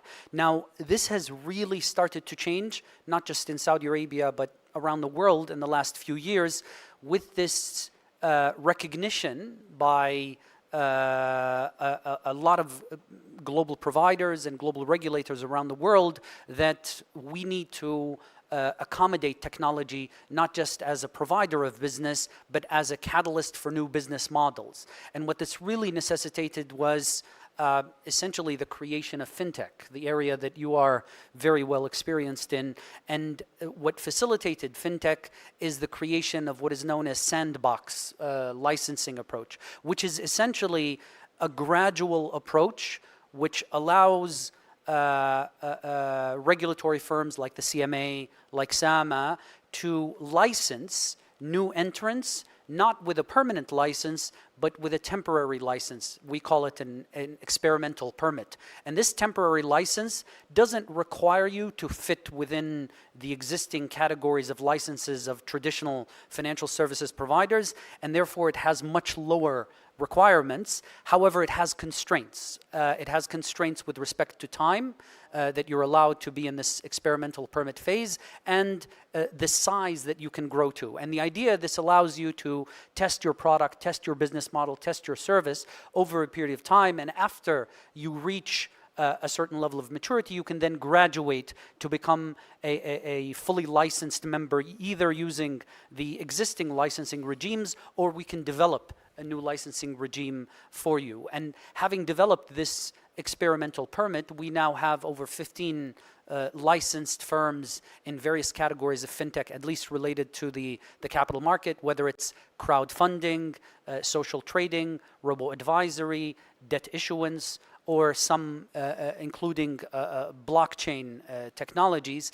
And interestingly, not only did this create opportunities for new startups that disrupt the sector, but these startups themselves have also created new avenues of financing for other startups, because crowdfunding platforms allow even smaller firms to get financed, which would have never been able to get financed through either bank channels or market-oriented channels. And actually, the record holder is less than 30 minutes of a startup that has gotten financed through one of these crowdfunding platforms. And but also recognizing that what we do as the Capital Market Authority and what our colleagues in SAMA do will only go so much because of our role as regulators, licensors, and supervisors. And I think that is really what culminated in our joint undertaking to establish and launch FinTech Saudi Arabia, which essentially completes the last mile and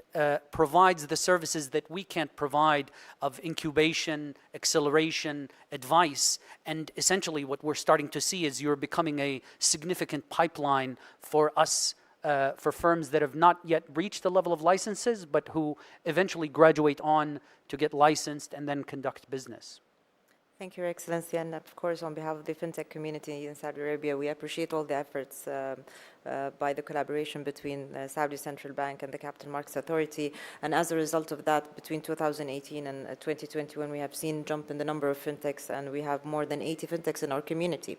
Mr. Tariq, just very quickly, given that you're leading one of the largest banks in Saudi Arabia, and building talents and skills in the financial sector and the finance professionals, how do you look at the future of the requirements of the future skills that are needed in the banking sector and the financial sector? What are the efforts are been done by the bank, given that one of the main pillars of the fourth industrial revolution is to support the talent and human capital investment? I think with the evolution that's taking place on the financial services sectors, it is a must now for any new joiner or even for the existing employees of the financial services to be educated about what's happening in the market, what is the technological innovation is bringing, and what opportunities that brings also, and what threats that might impose. So we have different programs for our existing colleagues to bring them up to the level that we believe it's necessary, the minimum necessary for them. And also for the new joiners, we have created several programs that has more than 30% is a technology side of the education. So any newcomers to Riyadh Bank has to go for a full year of introductory courses about the bank, and 30% of that goes to technology. Goes to technology between the infrastructure technology, because we believe this is really important, and the huge investment goes to that part, and also for the innovation side and the technological side.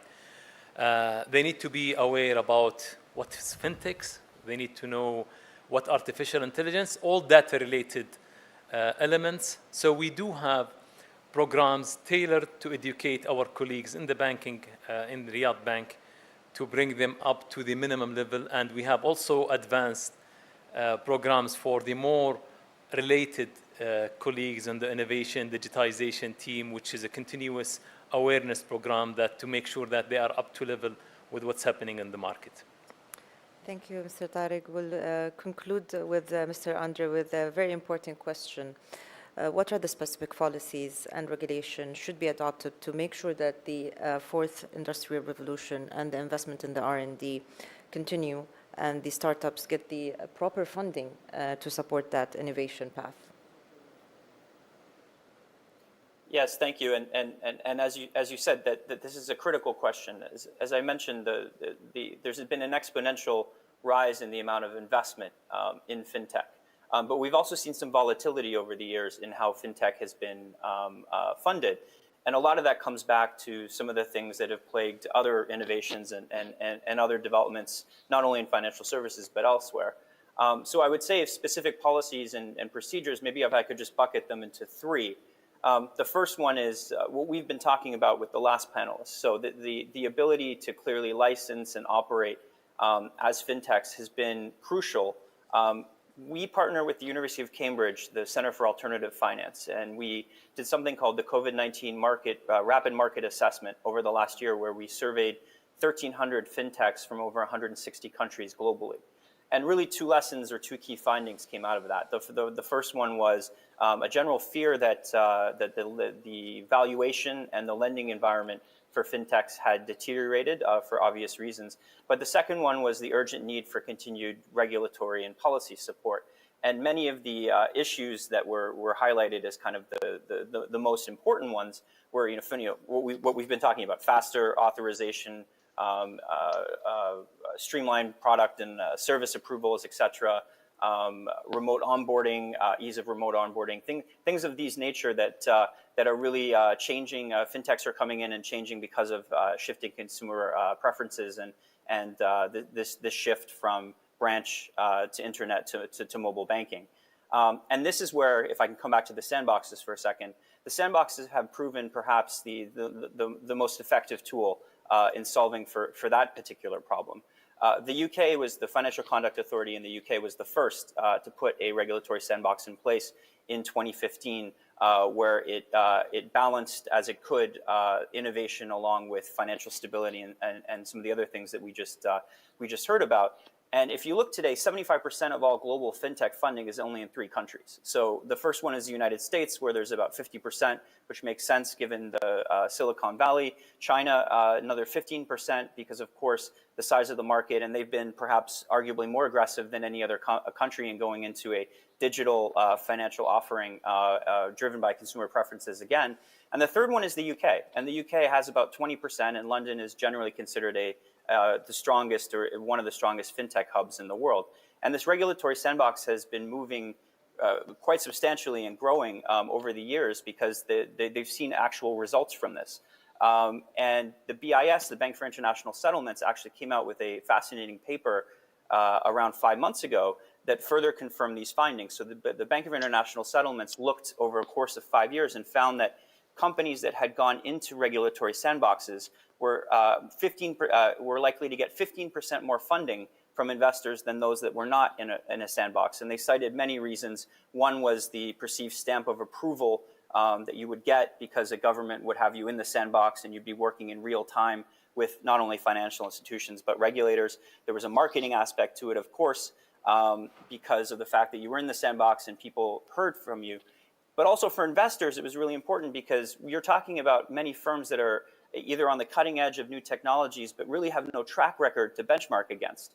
And so what you're doing is this information asymmetry, if you will, can be lessened a little bit by the regulatory sandbox. And I anticipate we'll see more and more of this and more companies continuing to invest even more. By the last count, there's about 50 countries in the world, including Saudi, that either have a functioning regulatory sandbox or one that's in late stages of development or implementation. And if I could just make one more point on the fintech space. In these surveys, when we've talked to fintechs from around the world, this is virtually applies no matter where you go. Very few fintechs want to operate in just one market. Many fintechs have a regional vision and in some cases a global vision. So those centers or those jurisdictions that can help position themselves to really collaborate across borders in a regional context first and foremost, I think are ones that are going to win, if you will, some of this, the next phase of fintech development. There's never been as much capital as there is today available for investment into things like fintech, but until some of the regulatory uncertainty and some of the other areas that I've outlined are lessened a bit, there might be some hesitancy. And the example I would use here is one I think that's very useful in many contexts, which is Singapore. 65% of all fintech funding and activity in Southeast Asia runs through Singapore, and they've aggressively over the years fostered innovation through their sandbox. Now they have something called the ASEAN Financial Innovation Network that partners fintechs with financial institutions, and that's been going since 2018 in conjunction with the International Finance Corporation of the World Bank and the ASEAN Bankers Association. And they've also aggressively promoted Singapore as a fintech destination with the FinTech Festival. There's an industry association for fintechs. During COVID, they were giving direct financial support to the fintech space. And they've also been aggressive in opening offices around the world that promote Singapore as a place to go. And they've eased as well the ability of venture capitalists, private equity firms, and others to come directly to Singapore to work with these firms directly. So I can't stress enough that the early evidence suggests, at least, that sandboxes are not only here to stay, but will be a critical component in any strategy. And then that regional piece, I think, is crucial too, because these fintechs, as the technology matures and as there are more and more of them, will continue to play even a more important role in the financial system of today and certainly of tomorrow. Thank you, Andre, for this great closure of the session. Yeah, we all agree that the regulators still will continue sandbox initiatives, and they will definitely continue the experiment further and further for innovative financial sector. So I would love to thank our panelists for the great discussion today, and have a good night.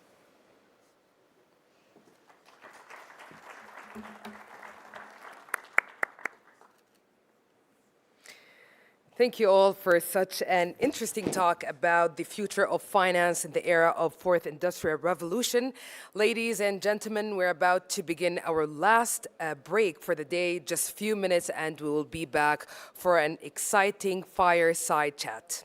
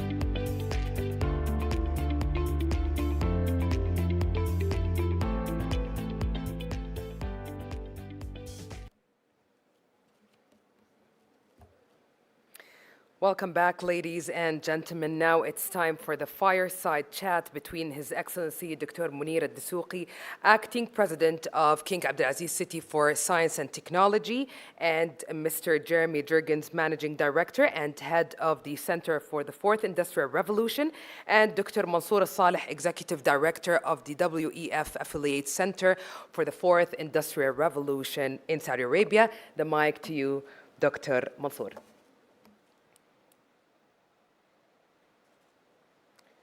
Hello, everyone, and thank you for joining us for the final session of the first Saudi Forum for the Fourth Industrial Revolution. We have had already a full 2 days, sparking discussions on technologies and governance across different sectors in Saudi Arabia. And we're joined by really key voices from within the kingdom and across the C4IR network. It is really evident that technology governance is vital function embedded in all organizations, whether they are public or private, where the public sector set the overreaching policies and regulations, while the private sector works to develop and activate policies that increase the benefit of such technologies. In addition to clarifies the applications and uses of data and minimizes the associated risks. We will close the forum with a short fireside chat to reflect on the discussions of the forum and the forum outputs. And I would like to take this opportunity to actually welcome His Excellency Dr. Munir Al-Dessouqi, the Acting President of King Abdulaziz City for Science and Technology, the host of C4IR KSA, and Mr. Jeremy Jurgens, the Managing Director and Head of the Center for the Fourth Industrial Revolution, who's joining us remotely to share some of their thoughts and ideas. We'll give the floor now to His Excellency Dr. Munir to give his thoughts and perspective on the forum. Thank you, Mansour, and I'd like to welcome everyone again and welcome Jeremy to the panel tonight, and thank you for having me. Honestly, a little bit overwhelmed with what I've seen and heard in the past 2 days throughout the panels and the amazing information that we received. So I'd like to start by saying thank you to everyone that participated in making this event happen, starting with our stakeholders. As you've seen, the panel and the success that happened in the forum was all about the network. It was all about the stakeholders that we brought together in this engagement. The ministers that have come together, 10 ministers have spoken in the past 2 days, enlightening us about the Fourth IR and its impact in different fields and sectors. The esteemed speakers and all the amazing information that they shared, the different applications and challenges that they're facing. It was honestly amazing to listen to all of that. And last but not least, I'd like to thank everyone behind the scenes, the people in the center, and all the amazing work that they've been doing in stakeholder engagement, doing all of what we've seen in the past 2 days, bringing everyone together. The organizers behind the scenes as well, the media team, the coverage that I've noticed in the past 2 days was amazing. So I'd like to start by saying thank you to everyone. Amazing job from everyone that participated. Thank you all. We've heard very inspiring stories from both public and private sector in the past 2 days. The public sector was sharing what was happening in the kingdom, what was happening in different countries. We've heard from India and what farmers were doing in agri-tech and what's happening in the kingdom as well. We've heard smart cities from green fields like Neom and having a clean slate to design and imagine the future. Complicated cities such as New York, Riyadh, and Dubai, and what they're doing and how they're trying to provide seamless and citizen-centric integrations. We've heard about AI predicting cancer diagnosis in the healthcare. Many applications that were very exciting. We've also heard a lot of challenges, issues related to ethics, issues related to data, trust, cybersecurity, how we need to have a global thought leadership when we're thinking about how to integrate policies that can serve for the Fourth Industrial Revolution. There are many issues with cross-border data flows that need to be taken into account. Bottom line, what I've heard as a conclusion is that the fourth industrial revolution cannot be done in isolation from one sector. We need to have multi-stakeholder approaches. We need to be multi-sectorial in our thought. And we need to bring the private and public sectors together on one table. This is where the center comes into play. The center is bringing the multi-stakeholder engagement, and it's not only doing it within the kingdom, it's doing it internationally. It's sharing best practices from the kingdom abroad and from abroad to the kingdom. And that's why I think what you guys are doing in the center is amazing, and you have a very, very important role to play. Maybe I'll stop here and listen to Jeremy for the next section. Thank you. Thank you. Thank you so much. So we have with us Jeremy. A question for you, Jeremy. The panels over the past 2 days have highlighted just how critical the 4IR is to tackle our most critical global challenges. Things from clean energy transition to healthcare, industry transformations. How do we ensure that the best practice acceleration and adoption of technologies is shared across these challenges?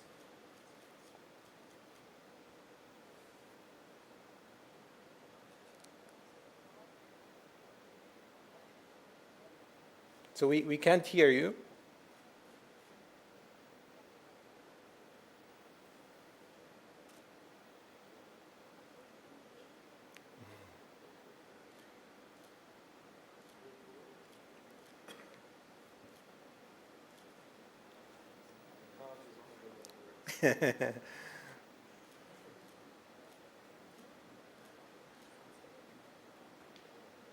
Yeah, we still can't hear you.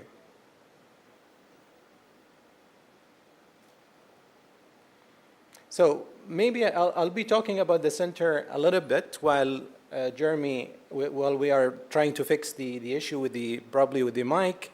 So I have received actually several questions about the center itself and mainly the projects within the center. So I would like to give you a flavor of some of the ongoing projects that we have right now. So I'll start with a very interesting project about developing, enabling regulation for the commercial use of heavy lift drones. This is really beneficial and important for many use cases, and we're trying really to help and serve the operational models of heavy lift drone delivery in particular. So this is one of the interesting projects we have. We also have a very interesting project about industrial IoT, and this is specifically for small and medium businesses. We want to enable them, and we want to incentivize those SMEs that utilize such technologies and learn from the various regulations that we might or should adopt to accelerate the utilization of such technologies within SMEs. We are also excited about what we called AI for AI, or the artificial intelligence for the agriculture innovation. Here we are actually, we want to integrate many advanced AI technologies and techniques to the sector, to the agriculture sector. Things like crop detection, crop health monitoring, crop yield simulation, stress prediction models, and what have you. Also, we would like to actually help in shaping the strategy. This is, of course, working with the Ministry of Transport in shaping the strategy for the AV, or autonomous vehicles, in the kingdom. We want a smooth entry of such technologies to the kingdom. Now, going back to Jeremy, so I think okay, do you hear me now there? Yeah, it's good right now. So please, let me go over the question quickly. So the question was that the panels over the past 2 days have highlighted just how critical the 4IR to tackle our most critical global challenges, things from clean energy transitions to healthcare and industry transformations.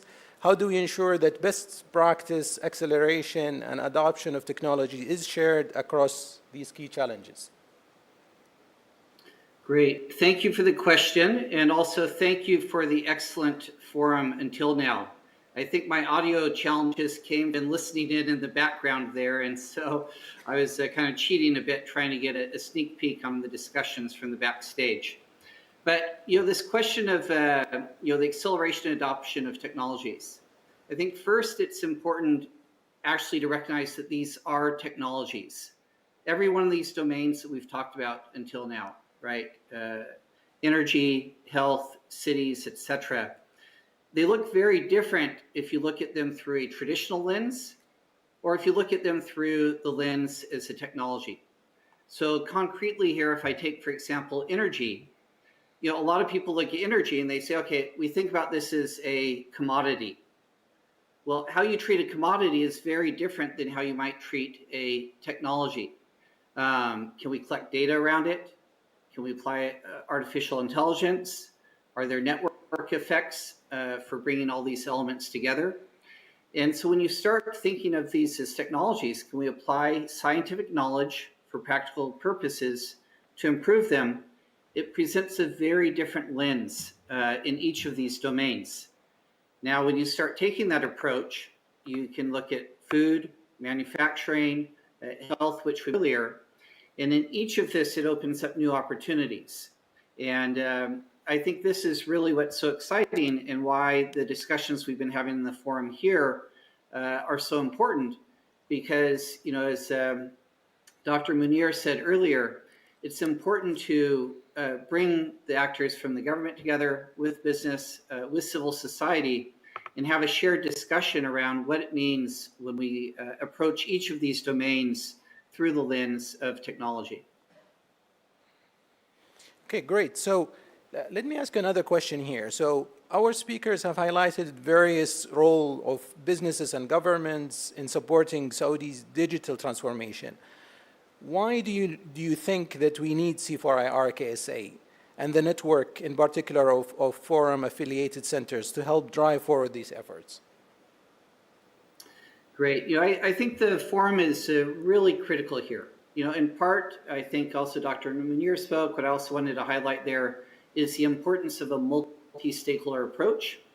Now, within just the Kingdom of Saudi Arabia, you have a number of different actors that we've seen here. And by bringing people together, we create a shared understandings of both the challenges as well as the opportunities. Each of these challenges will be better addressed through cooperation and through collaboration. And what we most often see in innovation is that innovation happens at the edges. It happens when there's overlaps in knowledge. It happens by applying new experiences in different areas. It happens by accident or serendipity sometimes. I just read Walter Isaacson's latest biography of Jennifer Doudna last week, and he talks about the role these kind of serendipitous experiences had in being able to create the technology that we now know as CRISPR. Right? CRISPR technology isn't even 10 years old, but it emerged through collaborative efforts that came from academia, that came from the private sector, that came from entrepreneurs, but also with government funding in different areas. And even our recent response on COVID, we've seen as a global response, we get benefits there. So now by having the Center for the Industrial Revolution in Saudi Arabia, not only can we connect those dots nationally within the kingdom, but as well we can then start to harness the networks by being part of a larger network of similar centers that are spanning the globe. Okay, but although we have heard great insights and ideas that's been shared in those 2 days in the forum, the question is always, how do we really move beyond the talk and the buzzwords to realize responsible deployment of emerging technologies? So what's our biggest risk and opportunity in the next few years in harnessing 4IR? Great. So I'll take that one there as well. We look at 3 areas in our own Center for Fourth Industrial Revolution. I think the first area is that the designs that we do should be anchored in good governance. Dr. Munir spoke around, the ethics of that. Are they secure? Do we have good data processes, etc.? The second is I think we also need to be pragmatic and focus on the applications. Where are the applications that we can actually use this technology to improve the quality of lives, quality of government, quality of business? How do we actually apply that out in the real world? The last session beforehand, we talked about sandboxes, right? Sandboxes are where we actually start to experiment with seeing what those applications might look like out in the wild as it may be. And the third area, and I think this is the most important, and that's the one of inclusion. How do we make sure that the technologies that we're developing and that their applications are inclusive? And by inclusive, here we look across both, economic guidelines, right? Are all sectors of society accessible here? We look at gender. So we look at all these different domains and say, okay, are the technologies we're designing inclusive? And have we avoided, coding in biases that we may not have been aware of as we developed these different technologies? Well said. Thank you. So maybe some final thoughts, some final comments from you, Your Excellency, about whether the forum itself, how to move forward from here. Any final thoughts? Thank you, Mansour. Well, we're still, as many of the speakers referenced, within the year of the pandemic and coming out of the pandemic, and a lot of countries and companies are trying to recover and accelerate their recovery. And I honestly do believe that FOIA technologies is a must in the recovery process. So harnessing the power of FOIA, whether in the public or private sector, would require a lot of work between stakeholders to make sure that we're putting innovation first before regulation, and that we're becoming agile in our policy-making processes. And that is not easy for, if I wear my other hat as the Assistant Minister of ICT, it's not easy for a government employee to think about how to be creative when it comes to policy-making. This is where we believe centers such as this have an amazing role to play in showcasing the opportunities before the threats, and opening up door for collaboration between different stakeholders in different sectors. It's very difficult to predict where these technologies that are starting will end up, and which sector is serving which purpose. So we need to have that innovation mindset. And we're very fortunate in the kingdom today to be living in an era where innovation is becoming a top priority. We're building towards a digital economy in the near term. However, we're moving on to the innovation economy next. And we're currently going through a restructuring of the innovation economy driven by His Royal Highness the Crown Prince directly. So we're very fortunate to have that kind of support within our ecosystem. My final call to action would be to open the door for collaboration with all stakeholders, whether within the kingdom or internationally, to leverage what this center can offer, from bringing together experts from all over the world and showcasing what the kingdom has been doing and what the other learning opportunities are there in the other countries, so that we can share best practices and knowledge. So please, everybody, bother my colleague Mansour, reach out to him directly and take full advantage of what the center can offer. The network in the center is amazing. I thank the WAF for their support and giving us access to this network. And I do believe that the future is bright for the Fourth Industrial Revolution in the kingdom. Thank you so much. Jeremy, any final thoughts? Yeah, I'd just like to reiterate, putting the opportunities first, as you highlighted earlier here. Every challenge we face today can be addressed or improved upon with the application of technology. So I think in doing this, we want to make sure that we can harness those opportunities while making them inclusive, while making them people-centric.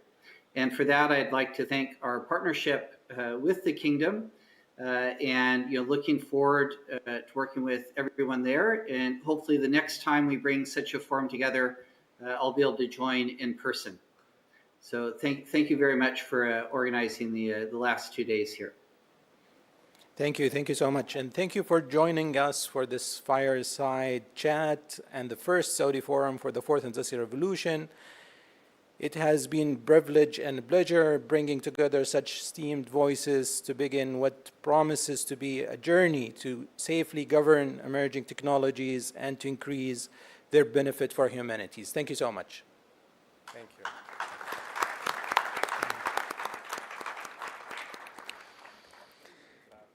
Thank you all for such an interesting talk. There is no doubt from what we heard in the past 2 days, promises to make C4II KSA a meeting place for multi-stakeholder collaboration, bringing together both local and international experience to deliver beneficial technology governance frameworks. What a great way to close our agenda for today. The past 2 days highlighted the fourth industrial revolution is about more than just technology-driven change. It is an opportunity for leaders, policymakers, and companies to develop the agile governance that harnesses technologies in a way that creates an inclusive and fruitful human-centered future. Ladies and gentlemen, this is the end of our forum. Thank you all for your presence and participation. To know more about the World Economic Forum Affiliate Center of the Fourth Industrial Revolution Saudi Arabia, you can visit the website and our social media platforms under C4IR KSA. Enjoy your weekend, and you have my best regards. Thank you so much.